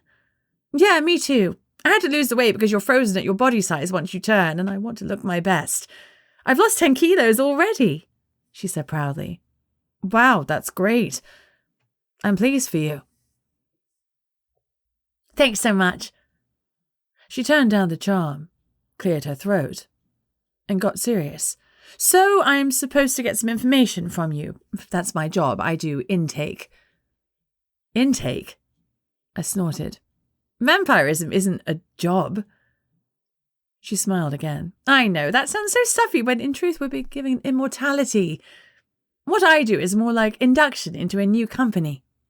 So, what do you need to know?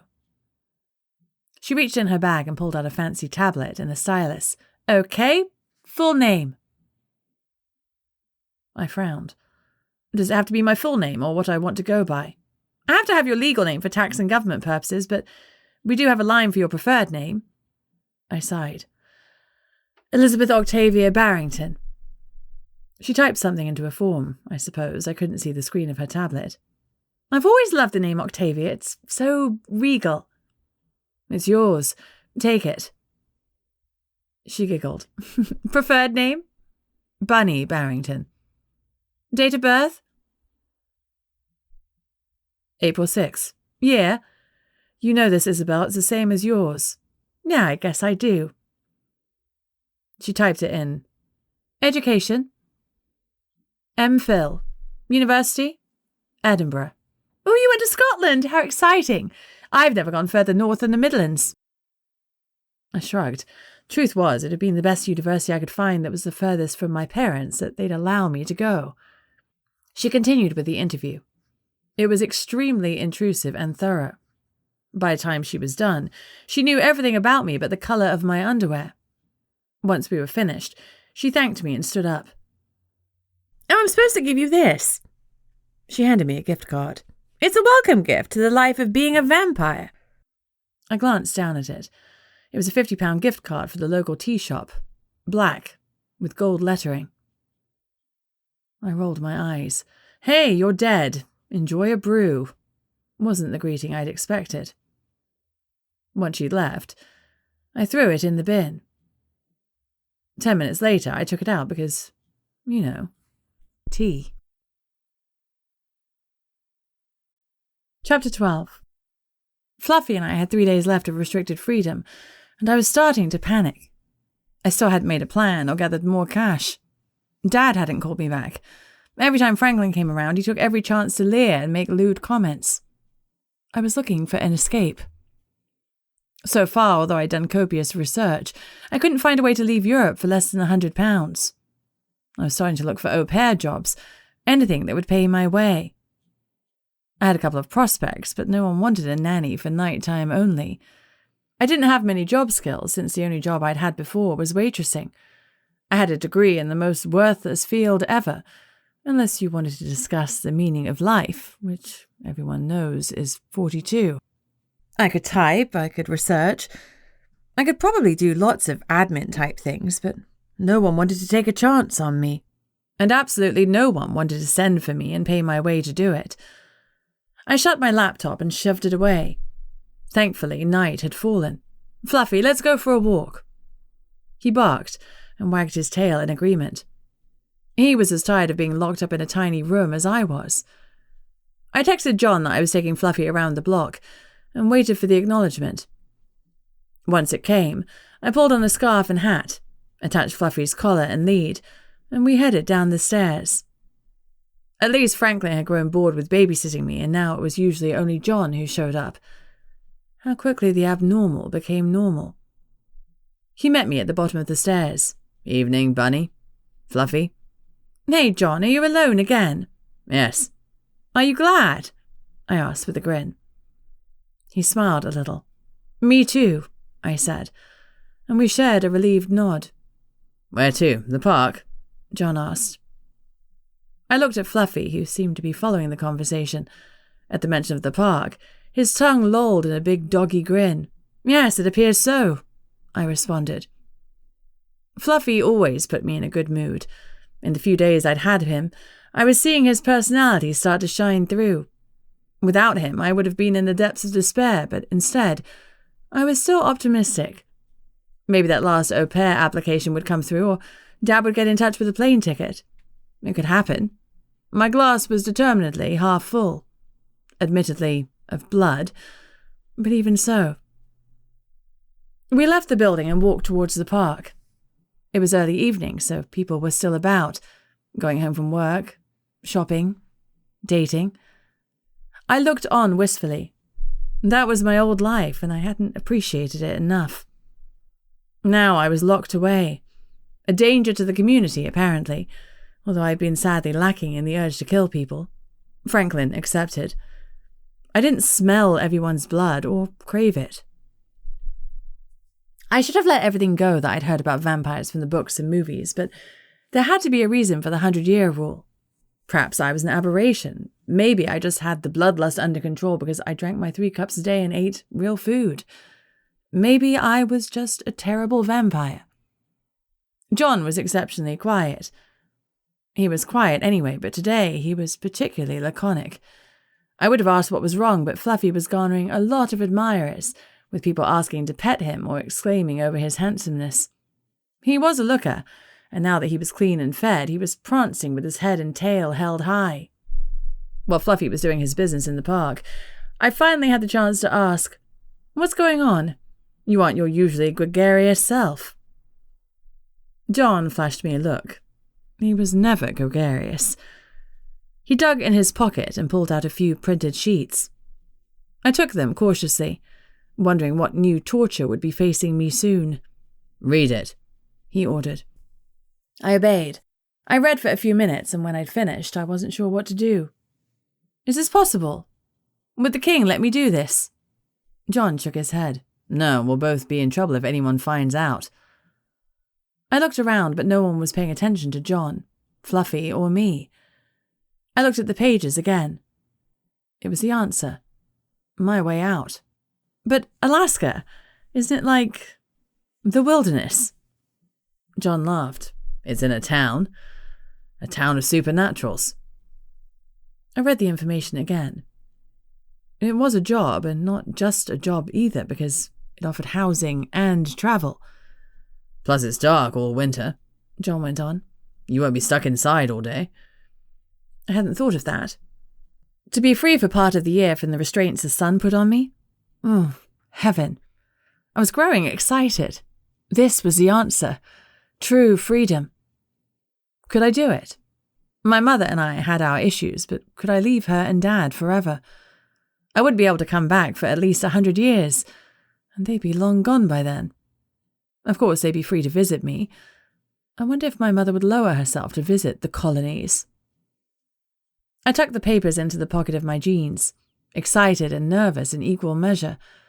This could be my ticket out of here. "Thanks, John, I'm going to think about it." He gave me a nod, but his eyes showed disappointment. "I won't let anyone know you gave me this," I promised. He grimaced before looking at me with regret. I hoped he wasn't worrying about the risk he was taking, because I take the information to my grave. After all, I might be there sooner than I expected. We walked a little further, then it was time to go back. "Why don't you take this offer?" I asked. "Who says I won't?" he answered. But then he smiled sadly. "I might someday, but for now, I can't." He didn't elaborate, but I sensed a deep longing and knew there was a story he didn't trust me well enough to share.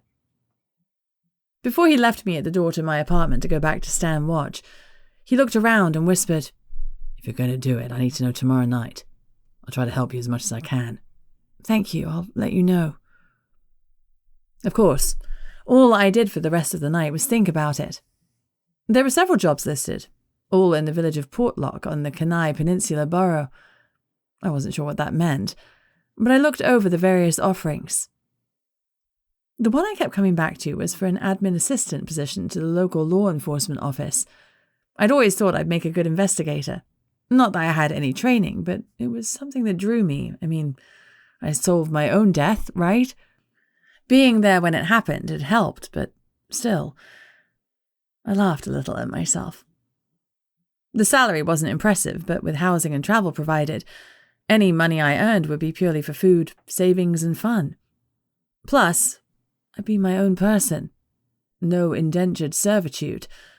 The bonus was that the only required skills were that the applicant could type, read, write, and be supernatural. All skills I had mastered. Well, I was still mastering the supernatural part. I frowned. I'd need to ask about blood availability. And what did other supernaturals think about vampires? Would that be a deal-breaker? There was an email address. I had no idea what time it was in Alaska, so I sent off a hurried message with my questions. As soon as I'd hit send, my phone rang. Were they calling me already? I looked at my phone screen. No, it was my father. I hurriedly swiped to accept the call. Hi, Dad. Hi, Princess. How are you feeling? Like vampirism was an illness. Better than ever. I fought to keep the sarcasm out of my voice as I flopped on the sofa. How are you? I'm good. I spoke with my associate. He paused. After several moments, I prompted him to continue. What did he say? Oh, sorry, I had another call.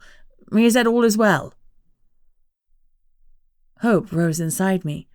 If my heart had been still beating, normally it would have started racing. He'll let me go. No, but he explained everything to me. This is a good thing. He'll take excellent care of you. For centuries, even.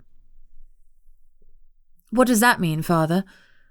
All the joy I'd felt momentarily was seeping away. My own father was going to let me be enslaved for 100 years. It means you'll be housed, have a job, and no, he won't be anyone's indentured servant. My stomach flipped over as all my hopes died. Except I won't be allowed to leave or do anything I want to do with my life. That is indentured servitude because I'll have to work off my turning, blood and upkeep before I'm free. Dad sighed. Oh, don't be dramatic, dear. It's no different to any other career. The only difference is that at the end of it you won't be old and tired. You'll still be young and free to do whatever you wish. It makes perfect sense. Will you or won't you help me escape? I asked boldly. Where would you go? He asked, his tone clearly indicating he was trying to pacify me. You have a good life here. Great offer. Your family. Your friends. What friends? The ones who had taken me drinking and let me leave with Franklin. Not a single one of them had messaged me. They were fair weather friends, and the climate was currently stormy. Nana's gone. I won't be allowed to see anyone outside the compound, and I doubt anyone will visit. That was cruel, but I felt betrayed. As if my own father had sold me out to keep his business interests safe. Don't be silly, love. Your mother and I will see you all the time. Will you send me money so that I can leave Europe? I interrupted him. Another heavy sigh. No, dear, I don't think that's in your best interests. Or his. So be it. I hung up with a sob. My own father would rather I was enslaved than help me fight for my freedom. I wiped away my tears and looked desperately for an email reply. Nothing. It was too soon. I read the papers John had given me again. There was nothing holding me back now. I put in the web address and filled out the application. Bunny Barrington, assistant detective, had a nice ring to it. Chapter 13. I tossed and turned all day. Finally, Fluffy got sick of it and moved from his spot on the bed to the sofa. He'd adjusted surprisingly well to my reverse schedule, although I guess it was now my normal schedule. Anyway, he slept when I did and did his best to keep me entertained at night. I kept getting up to check my email, though the vampire daytime exhaustion was real. Finally, I was rewarded. Dear Miss Barrington, Portlock is a very diverse community. Of course, there are other vampires here, as well as many other types of supernaturals. I'm a mermaid, but there are shifters and magic users of all kinds. We welcome fanged, furry, and fin friends of all denominations. We have a well-stocked blood bank of every type. Our community members love to help by donating frequently, and we have a dedicated supplier if one is required. There's also a wide variety of game and domestic stock if you prefer animal to human blood. We're proud to take care of our community in a thoughtful and practical way. While it's true that during the winter it is dark a lot of the time, there are craftsmen and women who can provide daytime charms for the long summer hours. If you can commit to 3 years at the job you've applied for, we will provide a charm free of charge. We'll be looking forward to your application. Thank you for considering Portlock, the little city with a big heart. Sincerely, Sydney Fletcher. I read it through twice. Sydney had such an upbeat voice, and I felt a little thrill of excitement zip through me. Daytime charms. I'd be able to see the sun again. After even a few days without it, the thought sent a zing of happiness through me. Was I really going to do it? Could I leave England? Frankly, after that letter and my dad's call, there wasn't much to hold me back. Now I desperately hoped that my application would be accepted because it was my only escape route. Of course, there was the small matter of getting out of London without my captors being any the wiser, but I'd worry about that when I heard back about the application. With that thought, I was finally able to fall asleep. I was awakened by Fluffy barking fiercely and my door banging open against the wall. I jumped out of bed in my underwear and a sleep shirt and searched around desperately for something I could use as a weapon. Franklin came storming in. I backed away as far as I could, but he ran at me snarling, his fangs on display and murder in his eyes. How dare you, cow! I was against the sink and had nowhere else to go. His hand wrapped around my throat, and he sprayed spittle over my face. Fluffy snarled and bit Franklin's leg to try to pull him off me. Franklin kicked him across the room, and my poor dog's body hit the wall with a loud thud and crumpled. I gasped, but I couldn't get enough air to do more than that. My heart ached, and I was terrified that the bastard had killed my hound. I let you have your nights, Franklin yelled. I've put up with your attitude, and even with you kneeing me in the balls. But I'm not going to let you make a fool out of me. I had no idea what he was talking about. I hadn't done anything. As he released my throat slightly, I gasped. What are you talking about? Franklin pulled a sheaf of papers from his jacket pocket and shoved them in my face. It was my email exchange with Sydney. How did you get those? I asked. My mind immediately went to John. Had he betrayed me? Set me up? You seriously can't believe we let any new vampires go unmonitored, he sneered. We keep the community safe from baby vamps like you. They were monitoring me. But how? A bug on my computer or something? Why hadn't I even considered that? Surely there were other accidentally turned vamps. I couldn't be the first vampire that didn't want 100 years of servitude. I doubted they had much trouble with vampires that had applied and knew up front what the rules were. What have I done that's so bad? I'm not a danger. You're a bigger danger than I am, I argued righteously. Franklin lunged at me, teeth bared, and I knew he was going to tear my throat out. Luckily, John and Ethan had finally come through the door, and they yanked him back in time. Stop, mate, Ethan shouted. Calm down. You know that this is the daughter of your father's business partner. He isn't going to forgive you easily for killing her. My father had no problem with me turning her, Franklin snapped back. John's eyes flicked to me. He didn't? I asked, confused. Why didn't Franklin get in trouble? The king wouldn't have been doing his job if he allowed random people to be turned, or, even worse, killed. Of course not, you cow, he sneered at me. Schadenfreude shining in his eyes. I was hired to bite you. I was so stunned that I slid down and sat on the floor. What? I looked at John for confirmation, but he was looking as surprised as me. Ethan glanced at me sheepishly before looking away. He'd known. Who hired you? I asked faintly. Who would want to know one like me as a vampire? And why? It made no sense. Franklin looked chagrined. I had the distinct feeling he hadn't meant to let that little detail slip. I seemed to have a way of getting under his skin, probably because he knew how much I hated him. He stalked over and picked me up. He set me on my feet and let me go.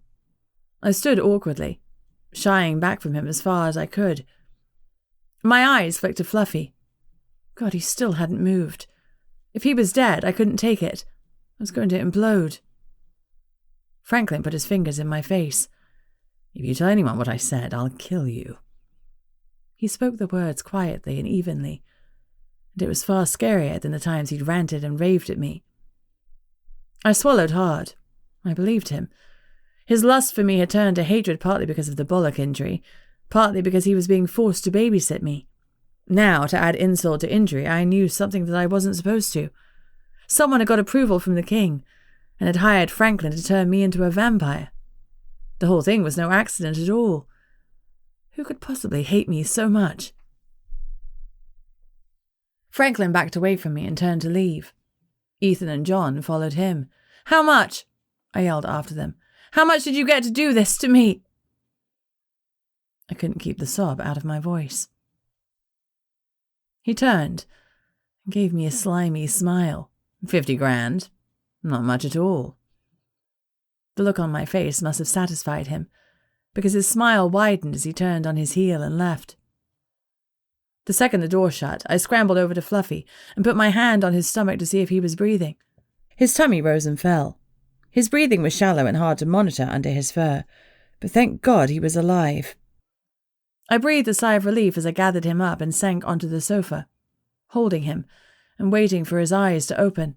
"Fluffy, wake up!" I begged, as my tears fell on his fur.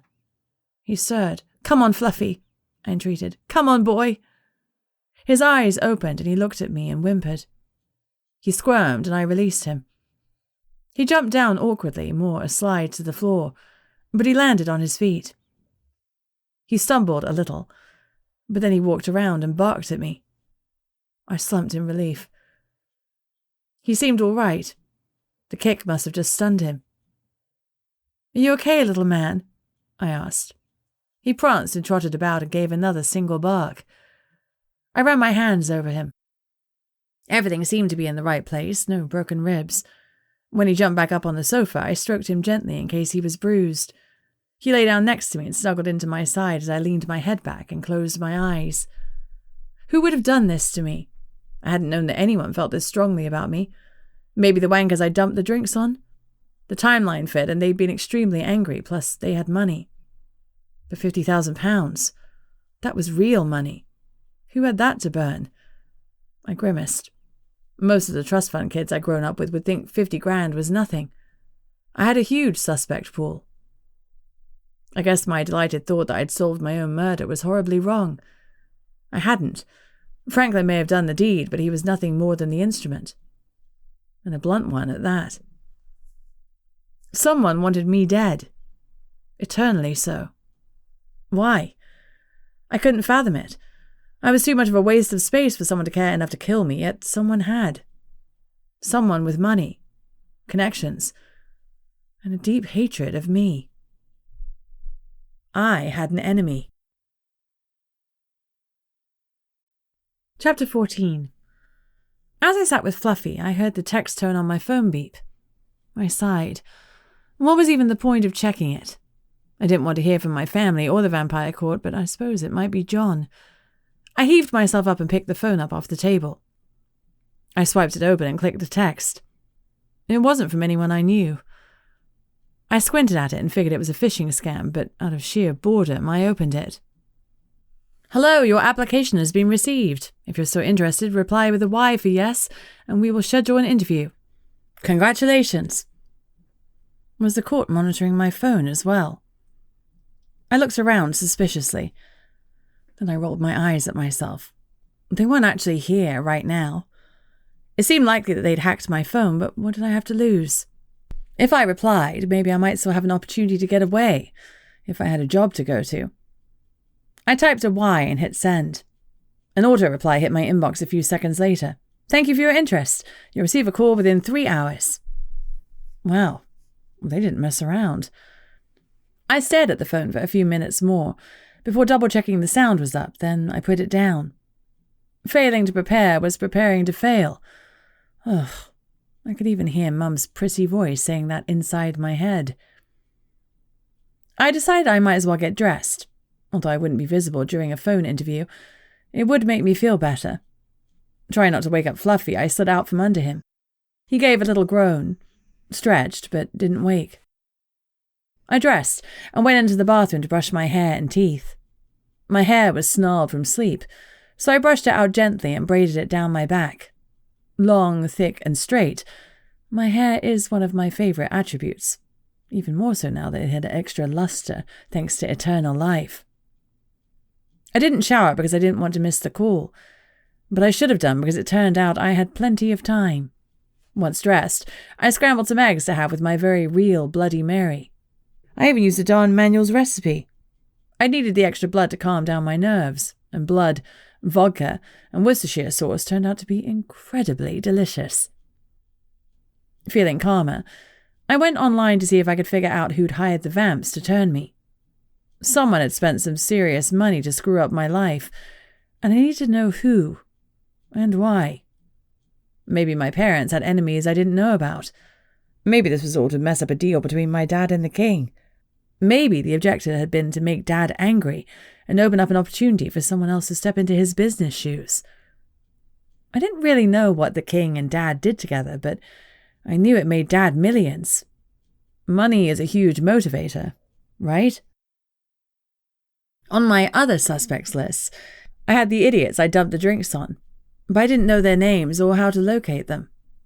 It seemed a bit extreme to kill someone just because of a little spilt liquid, but people killed each other over road rage, so it could definitely be possible. They were still at the top of my list because I really didn't have many enemies. I didn't have many friends either. What a terrible time to discover I inspired apathy in people. If I got to Portlock, that was going to change, I vowed to myself. I'd had the usual childhood dramas, a few sour exes, but no one who had the money for this.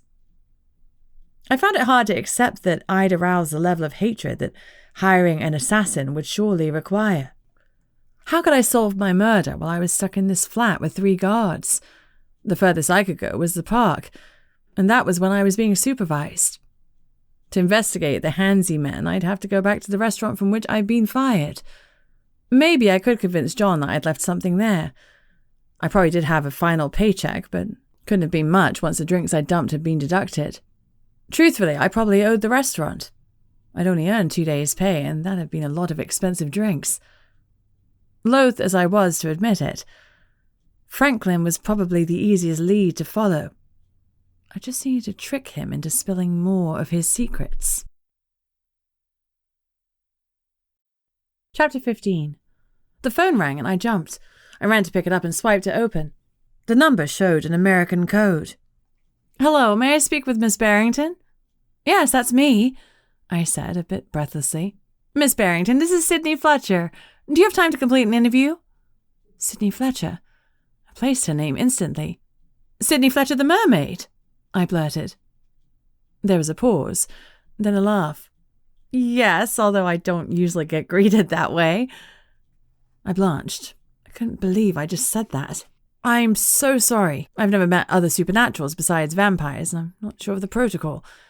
And yes, I have time for the interview now." "No worries. Hold on, I'll connect you. Oh, and Bunny?" "Yes?" My stomach dropped. Maybe I'd already blown it. "Good luck. I already like you." As I thanked her, hold music started playing, and I waited. It wasn't long before a loud, booming male voice blasted out at me. I moved the phone away from my ear and turned down the volume. "Miss Barrington, this is Nomo Gunnar Johansson." He said Nomo like it was a title or a species. "Nomo, is that a type of supernatural?" I hazarded a guess. A quick bark of laughter. "No, ma'am. Nomo is a title. I'm the head of all law enforcement for Portlock. You'll be working directly under me." "Oh, right. Sorry." "Not a problem. Now, let's see. This role is for administrative assistant. What kind of experience do you have with typing forms and filing?" Good grief, I was going to fail. I had 0 experience. I have to tell you, Mr. Johansson, that I don't have a lot of experience, but I am an excellent writer. I can type 60 words per minute without errors. I do know how to alphabetize, so I don't think filing will be a problem." Oh man, I know how to alphabetize. That was basically saying I knew the alphabet song. I needed to pull something else out of the bag. I cleared my throat. "I'm very personable and I'm excellent on the phone, as you can see." "Indeed." He sounded amused. "Organizational skills are a must. How are you at that?" This felt like a very informal interview, and I wondered if Mr. Johansson was organised enough to have a list of questions. "I'm very organised," I promised. I looked around at my flat and grimaced. I could be very organised. It wasn't impossible, just not probable. I could hear a pen scribbling over paper. "You said you're a vampire. Have you completed your required years of service?" My heart sped up, which was scary since it was beating a lot slower than it used to do before I was turned. I felt panic rising. Why couldn't I escape the darned conclave? I could lie, but it would be easy enough to check. One call to the king and it would all be over. Tears welled up. The truth, then. "No," I admitted. "I was attacked and turned against my will. I haven't completed the 100 years. I've only been a vampire for 5 nights.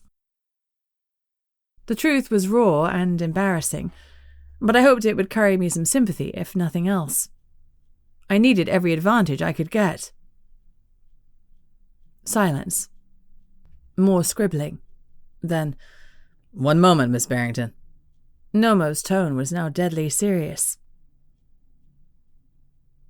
More music. I wiped my eyes.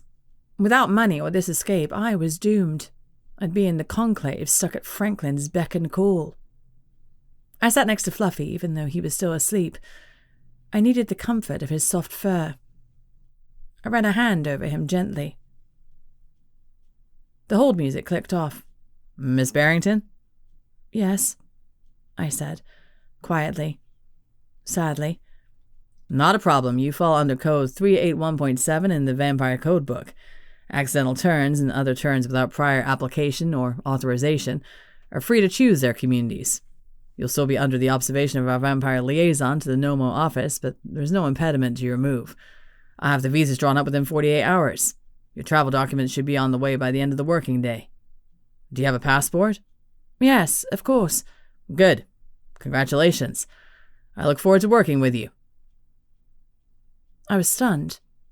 I must have been quiet a few moments too long because Mr. Johansson continued. "Are you there, Miss Barrington?" "Yes." I cleared my throat and cast around for something intelligent to say.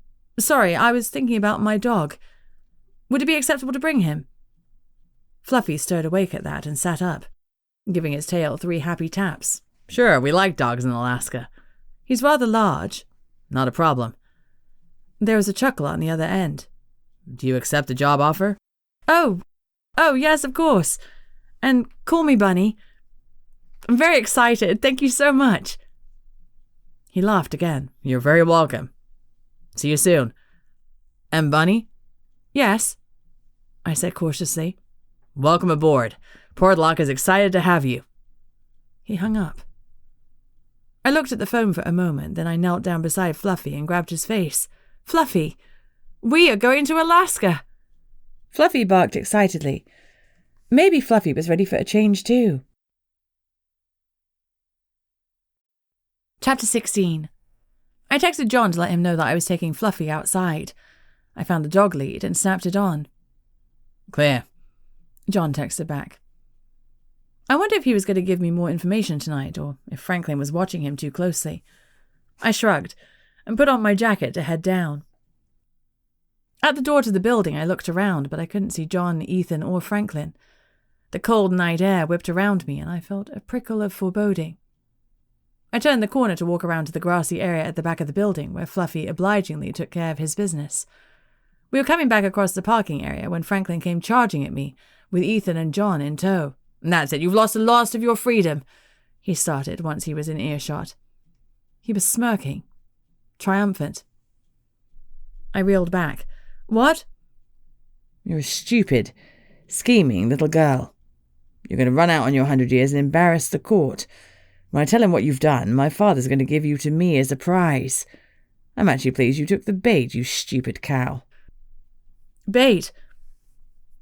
I looked at John in disbelief, who looked away and down. Son of a... He had set me up.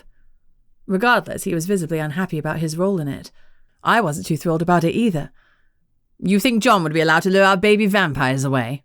We own him." I felt the blood leave my face and brain, and I thought I was going to faint. Was Alaska a setup? Was Johansson and Sydney in on it? Was it all bollocks? What kind of elaborate game were they playing? Fluffy leaned against my leg, trembling. How could I protect him if we were locked up with this monster? I looked at John again. His jaw had tightened at the word own, and for the second time I wondered what his story was. The material he'd given me had to be real. I talked to an overseas number. Nomo Johansson was real. Sydney was real. They had to be. I tried to think, but Franklin wasn't giving me any time. He came and started pulling me towards the building. Pack your stuff, you have 4 hours and we're out of here. I yanked my arm away and pulled Fluffy behind me, so no one would be tempted to kick him again. John, you're on duty. I'll be back at... Franklin glanced at his watch. 11:07. Have her ready. He stormed over to the black Mercedes. Ethan climbed in after him, and the driver pulled away. Once we were alone, I turned to John. "You've set me up." I'd meant for it to come out accusingly, but instead I sounded hurt. I'm very sorry. Was any of it real? The job? He looked away. Yeah, it's a real place. I just had to get you to go for it so Franklin would get his own way. He's a scumbag. I'm sorry, but he's holding a lot over me. I wanted to be angry with him, but ultimately he was in the same boat as me, stuck unwillingly in vampire schemes. I sagged, defeated. John followed me back into the building and up to the flat. After Ethan drops off Franklin at home, he'll bring back boxes and a pet carrier. I nodded. I had a couple of suitcases, so I started packing my clothes and toiletries. Everything I wanted or needed went in there. If I had a chance to escape, I'd take it with or without my luggage, but I prefer the former. So I'd still have the things I cared about. But at that point, I'd just have been happy to have Fluffy. Everything else was just trappings. Chapter 17. Sorting through my paltry belongings only took an hour. Ethan came by and dropped off the boxes and a large plastic pet carrier for Fluffy, who eyed it dubiously when I set it down by the door. It took little time to pack the rest of my stuff. I didn't have much in the way of kitchen items, and even less in decor. When I was done, the apartment was bare of everything but the bed, the table, the nightstand, and the sofa. Since those had come with the flat, I was done. My meagre possessions could be hauled down in short order. As I set the last box by the door, my phone beeped with an incoming text. It was my travel itinerary from Sydney. I scanned through it. Wow. Business class from Heathrow to New York, Seattle, then to Anchorage, Alaska. After that, I couldn't find the class of flights, but I go from Anchorage to Homer to Portlock. It was going to be one hell of a long trip. Since I could only fly at night, I was stopping for a day in New York and then in Anchorage, at vamp-friendly hotels with blood on tap. Nomo Johansson had thought of everything. I suppose it would have been too difficult to get me one of those charms before I was in Alaska. Maybe they had geography limits. God, I wanted to be free so much. I'd be the best darned administrative assistant in the world if I could just get to Portlock. I glanced up at John. "Help me, John, please," I begged. He frowned. I can't. They'll destroy me. For some reason, the king badly wants you under his control. It was my turn to frown. I couldn't imagine why. Sure, he was my father's business partner, but they were doing well, and I'd never heard of any problems between them. Dad clearly admired the king. He was willing to hand over his only daughter to his care. I could be free, I hissed urgently. I got the job, the one you showed me. I just need to get on the plane without being stopped. Sounds easy, but whatever you have on your phone, they have too. They know, Bunny, you can't escape. Telling me I couldn't do something was like igniting rocket fuel. I was even more determined. You don't have to do much, just look away for a minute, long enough for a cab to pick up Fluffy and me. Even if I do that and take the punishment, they'll stop you before you get out of the cab on the other side. I sensed he was giving in, so I pushed harder. But I want the chance. I paused. Please, John, I can't give up now. I'm so close. I could be free. He froze. Then a muscle in his jaw twitched. It was the last word that had done it. He wanted freedom too. All right, I'll call a cab from my phone. Then they won't know when it'll turn up. Thank you so much. I threw my arms around him, and he patted me awkwardly. I let him go and he punched in a number and ordered me a taxi. Freedom was so close I could taste it. Chapter 18. I coaxed Fluffy into the large dog carrier. He gave me a baleful look, but he didn't bark in protest. I grabbed the carrier, which was nearly as large as I was, and John picked up my 3 bags. We hurried down the stairs and out to the front of the building. We didn't have to wait long. It was well after dark, and most people had already gone to wherever they were going. Get through security as quickly as you can, John advised. They can't touch you once you're through. I nodded. Okay, I will. Thank you, John. The cab driver loaded the bags into the boot as I shoved Fluffy's carrier onto the seat and climbed in after him. John watched me drive away with a heartbroken expression. He wanted to be in the cab too, running away. I wanted that for him as well, but the tickets and visa were only for me. Thank you, I mouthed to him, and he smiled mournfully as I sped away. The drive to the airport was uneventful, but my breath caught every time a car passed us or I heard a random siren. I was on edge, fearful of something going horribly wrong, of Franklin catching up with me. He knew my flight details, and once he realized I'd gone, it would be a fight against the clock. Once we neared the turnoff to the terminal, the cabbie asked, "Which airline?" "British Airways, please." Seconds later, we were pulling alongside the curb. John had already paid the driver, so I grabbed a trolley and shoved all my bags and the dog carrier onto it. It was late, and the baggage check-in queues were almost non-existent. At the checkout, I weighed and checked in my bags quickly. With the bags all done, the attendant looked at Fluffy. "Vet certificate?" she asked. Panic jolted through me.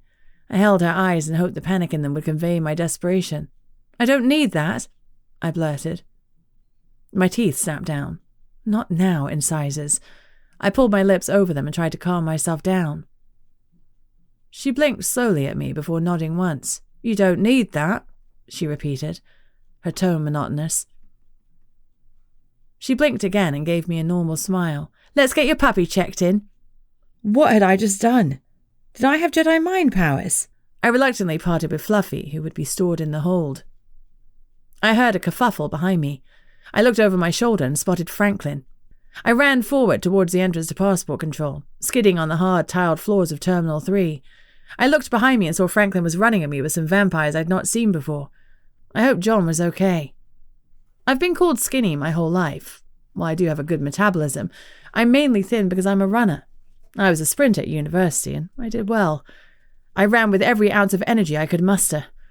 I was ready to do the same again. I made it to the queue for security, but there were a lot of people waiting. Anxiety tore through me. Maybe Franklin wouldn't make a scene. Maybe being in line was enough to protect me. That was all I had time to think before I was snatched out of the queue. I squeaked in surprise, then a hand covered my mouth. I was dragged into the nearest men's toilets. "You're mine," Franklin growled. His fetid breath was hot against my ear, and he followed his words with a disgusting lick. I shuddered. "We're going to walk out of here, and you're not going to make a sound." He pulled a knife from his pocket and jabbed it far into my ribs to break the skin. There was a warm, trickling light. "Got it?" I nodded, afraid that if I took a deep enough breath to answer or scream, the knife would puncture something I needed. "Walk," Franklin ordered. I walked. I wanted to cry and scream. I'd been so close to freedom. And Fluffy was in the plane's hold waiting for me, thinking everything was fine. I couldn't leave without him. But he'd be free in Portlock. Maybe it was better to let him take the flight without me. Would he be sent onwards if I didn't board the plane? A few people looked at Franklin and me curiously as we made our way out of the toilets, but nobody stopped or asked if I needed help.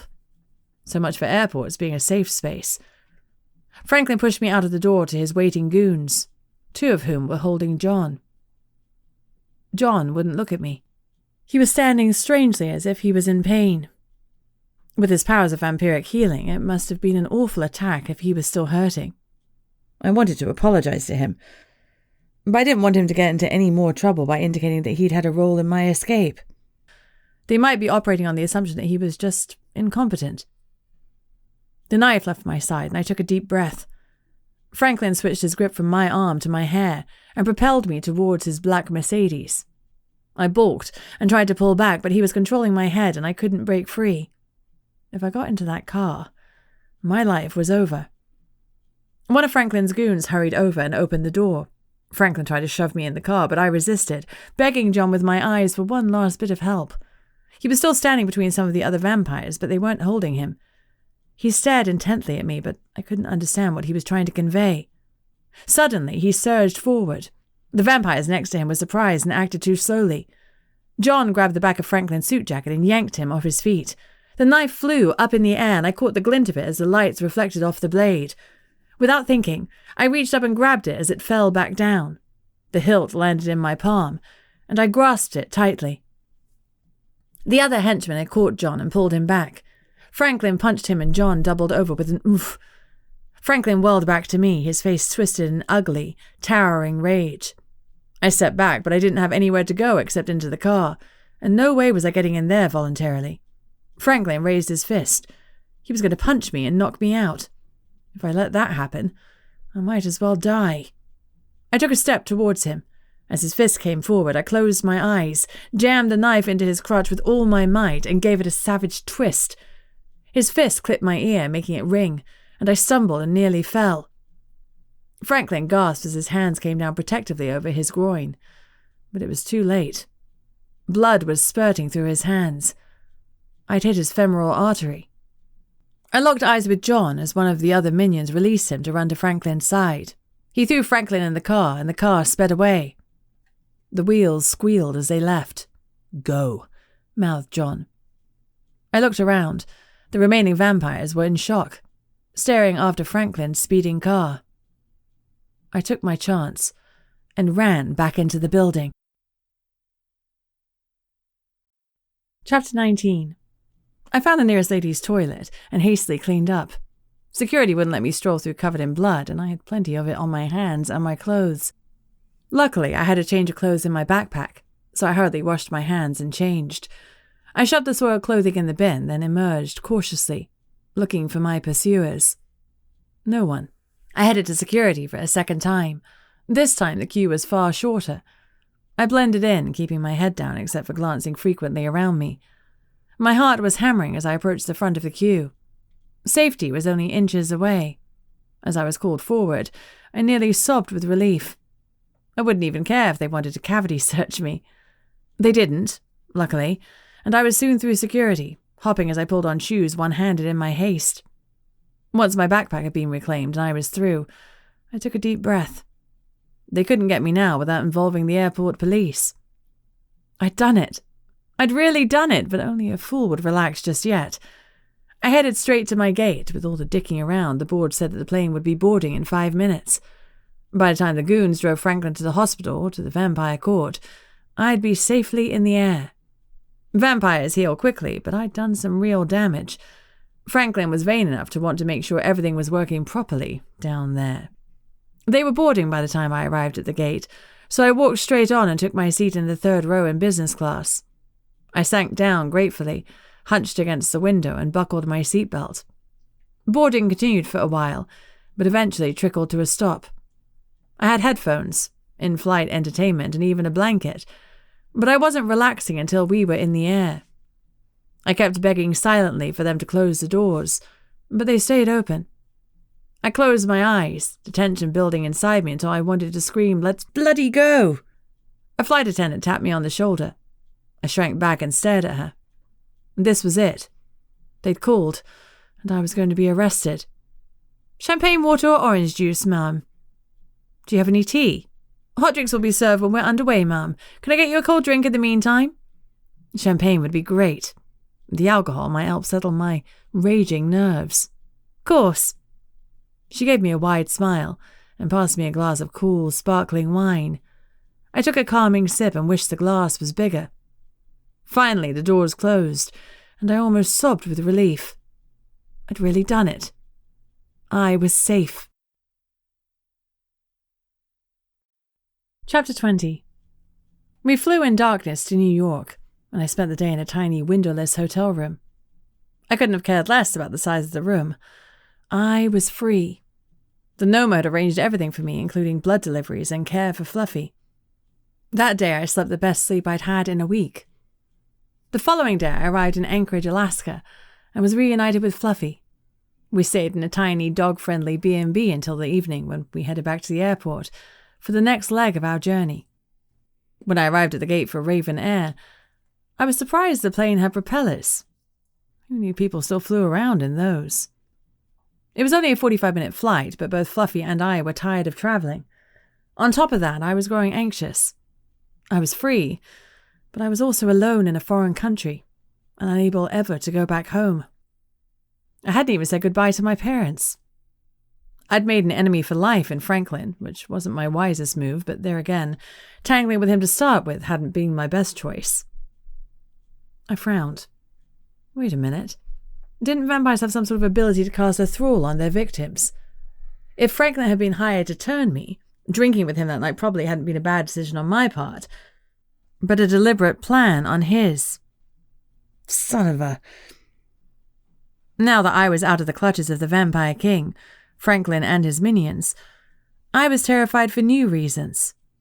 What if the residents of Port Lock were disappointed in my lack of typing skills and sent me back? What if I failed and was cast out? What if, and this was the worst one, what if the Vampire King sent someone after me? With all sorts of anxieties churning in my gut, we landed in Homer. As I walked into the tiny airport building, I looked around in shock. The aircraft I'd come in on was the biggest one there. When I asked for my flight to Portlock, the lady behind the information desk pointed out my new plane. It was tiny. It didn't look big enough to carry Fluffy, let alone me, a pilot, and my luggage. I'm flying in that, I squeaked. She smiled kindly at me. First time in Alaska? She asked. Yes. You're from the UK? London. Well, in Alaska, you'll be flying bush planes more often than 737s. They're perfectly normal and safe. Will it hold me and all my stuff? I asked dubiously. She was kind enough not to laugh. Sure will, honey. She examined me with a critical eye. You can't weigh more than 130 soaking wet. I wasn't sure exactly what that meant. I weigh 63 kilos, 65 after a pizza binge, but I got her drift. I wasn't a large lady. Head on out, she said. The pilot's ready for you. I walked out, clutching Fluffy's carrier in front of me like a shield. The plane had 4 seats, and the pilot was shoving my luggage into the compartment behind one of them. Once he was done, he helped me up and placed Fluffy on the seat next to me. My face must have reflected my inward terror, because he smiled and said, Don't worry, lady, I haven't wrecked a plane yet. The yet wasn't as reassuring as he probably intended. Really? Really. I'm Jim. He reached out a hand. I took it. Bunny. All right, Bunny. Let's fly. Chapter 21. It was surprising that Jim hadn't commented on my unusual name. I was almost disappointed.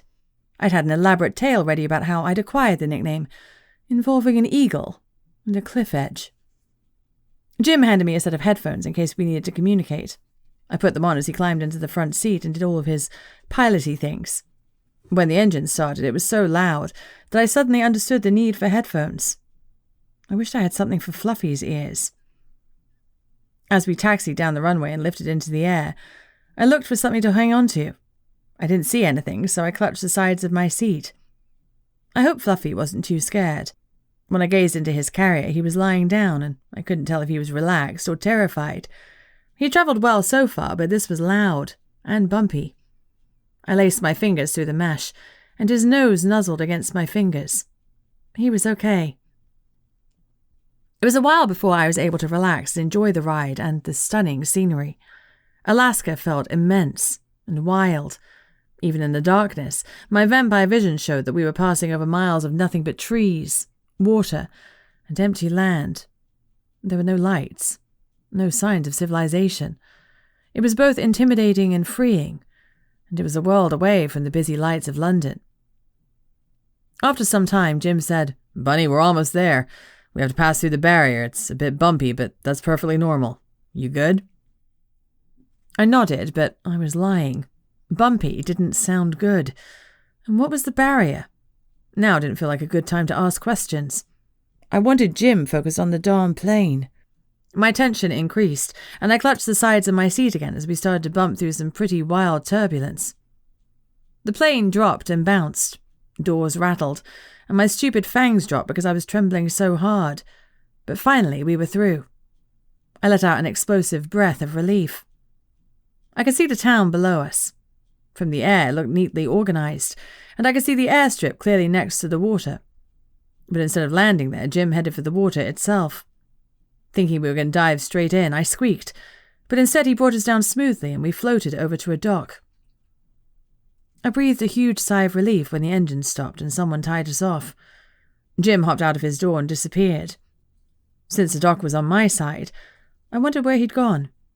I jumped when he appeared from nowhere to help me out. Thanks, I stammered, happy to be on land again, albeit a jetty. Jim pulled Fluffy out too and stacked up my luggage. There was a group of people at the end of the dock, lit by a bunch of gas torches.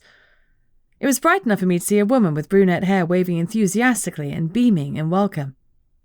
I looked behind me, but no one was there. She was definitely waving at me or Jim. I gave a cautious smile, carefully keeping my fangs hidden. I had no idea about vampire etiquette, but fangs felt like a threat. I thought I'd best keep them incognito until I'd made some friends, or I'd learnt how to retract them on command. It's your welcoming committee, Jim explained. Visitors and new residents are rare. They're excited. Excited about me? I asked in disbelief. There was nothing exciting about me. Yeah, we don't get many Brits gracing our village. Let me be the first to welcome you. Oh, well, thanks. Thanks for bringing us safely here. No problem. Jim winked and helped me roll my luggage along the wooden planks. At the end, a huge burly man with long reddish-blonde hair, a prodigious beard, and bright blue eyes greeted me. Bunny? Yes. He held out his hand. I'm Gunner. He jerked a thumb at a willowy woman with dusky skin and masses of silky dark hair, the one who'd been waving at me. This is Sydney. She wanted to be here to greet you. Sydney grinned at me. Hi, Bunny. I'm so excited to meet you. Gunner picked up my bags and shouldered them with ease. I wondered what kind of supernatural he was. A strong one, for sure. Welcome to Port Lock, he murmured. Your new home. You're safe here. He placed the bags in the back of a truck. God, I hoped so. I was thousands of miles from London, from my parents and whoever had engineered my death. This was a new start for me in more ways than one. My escape was complete, but the case of who had ordered my dastardly death had only just begun. This has been Vampire Bunny and the Case of Her Dastardly Death, written by Heather Harris, narrated by Elise Gibbs.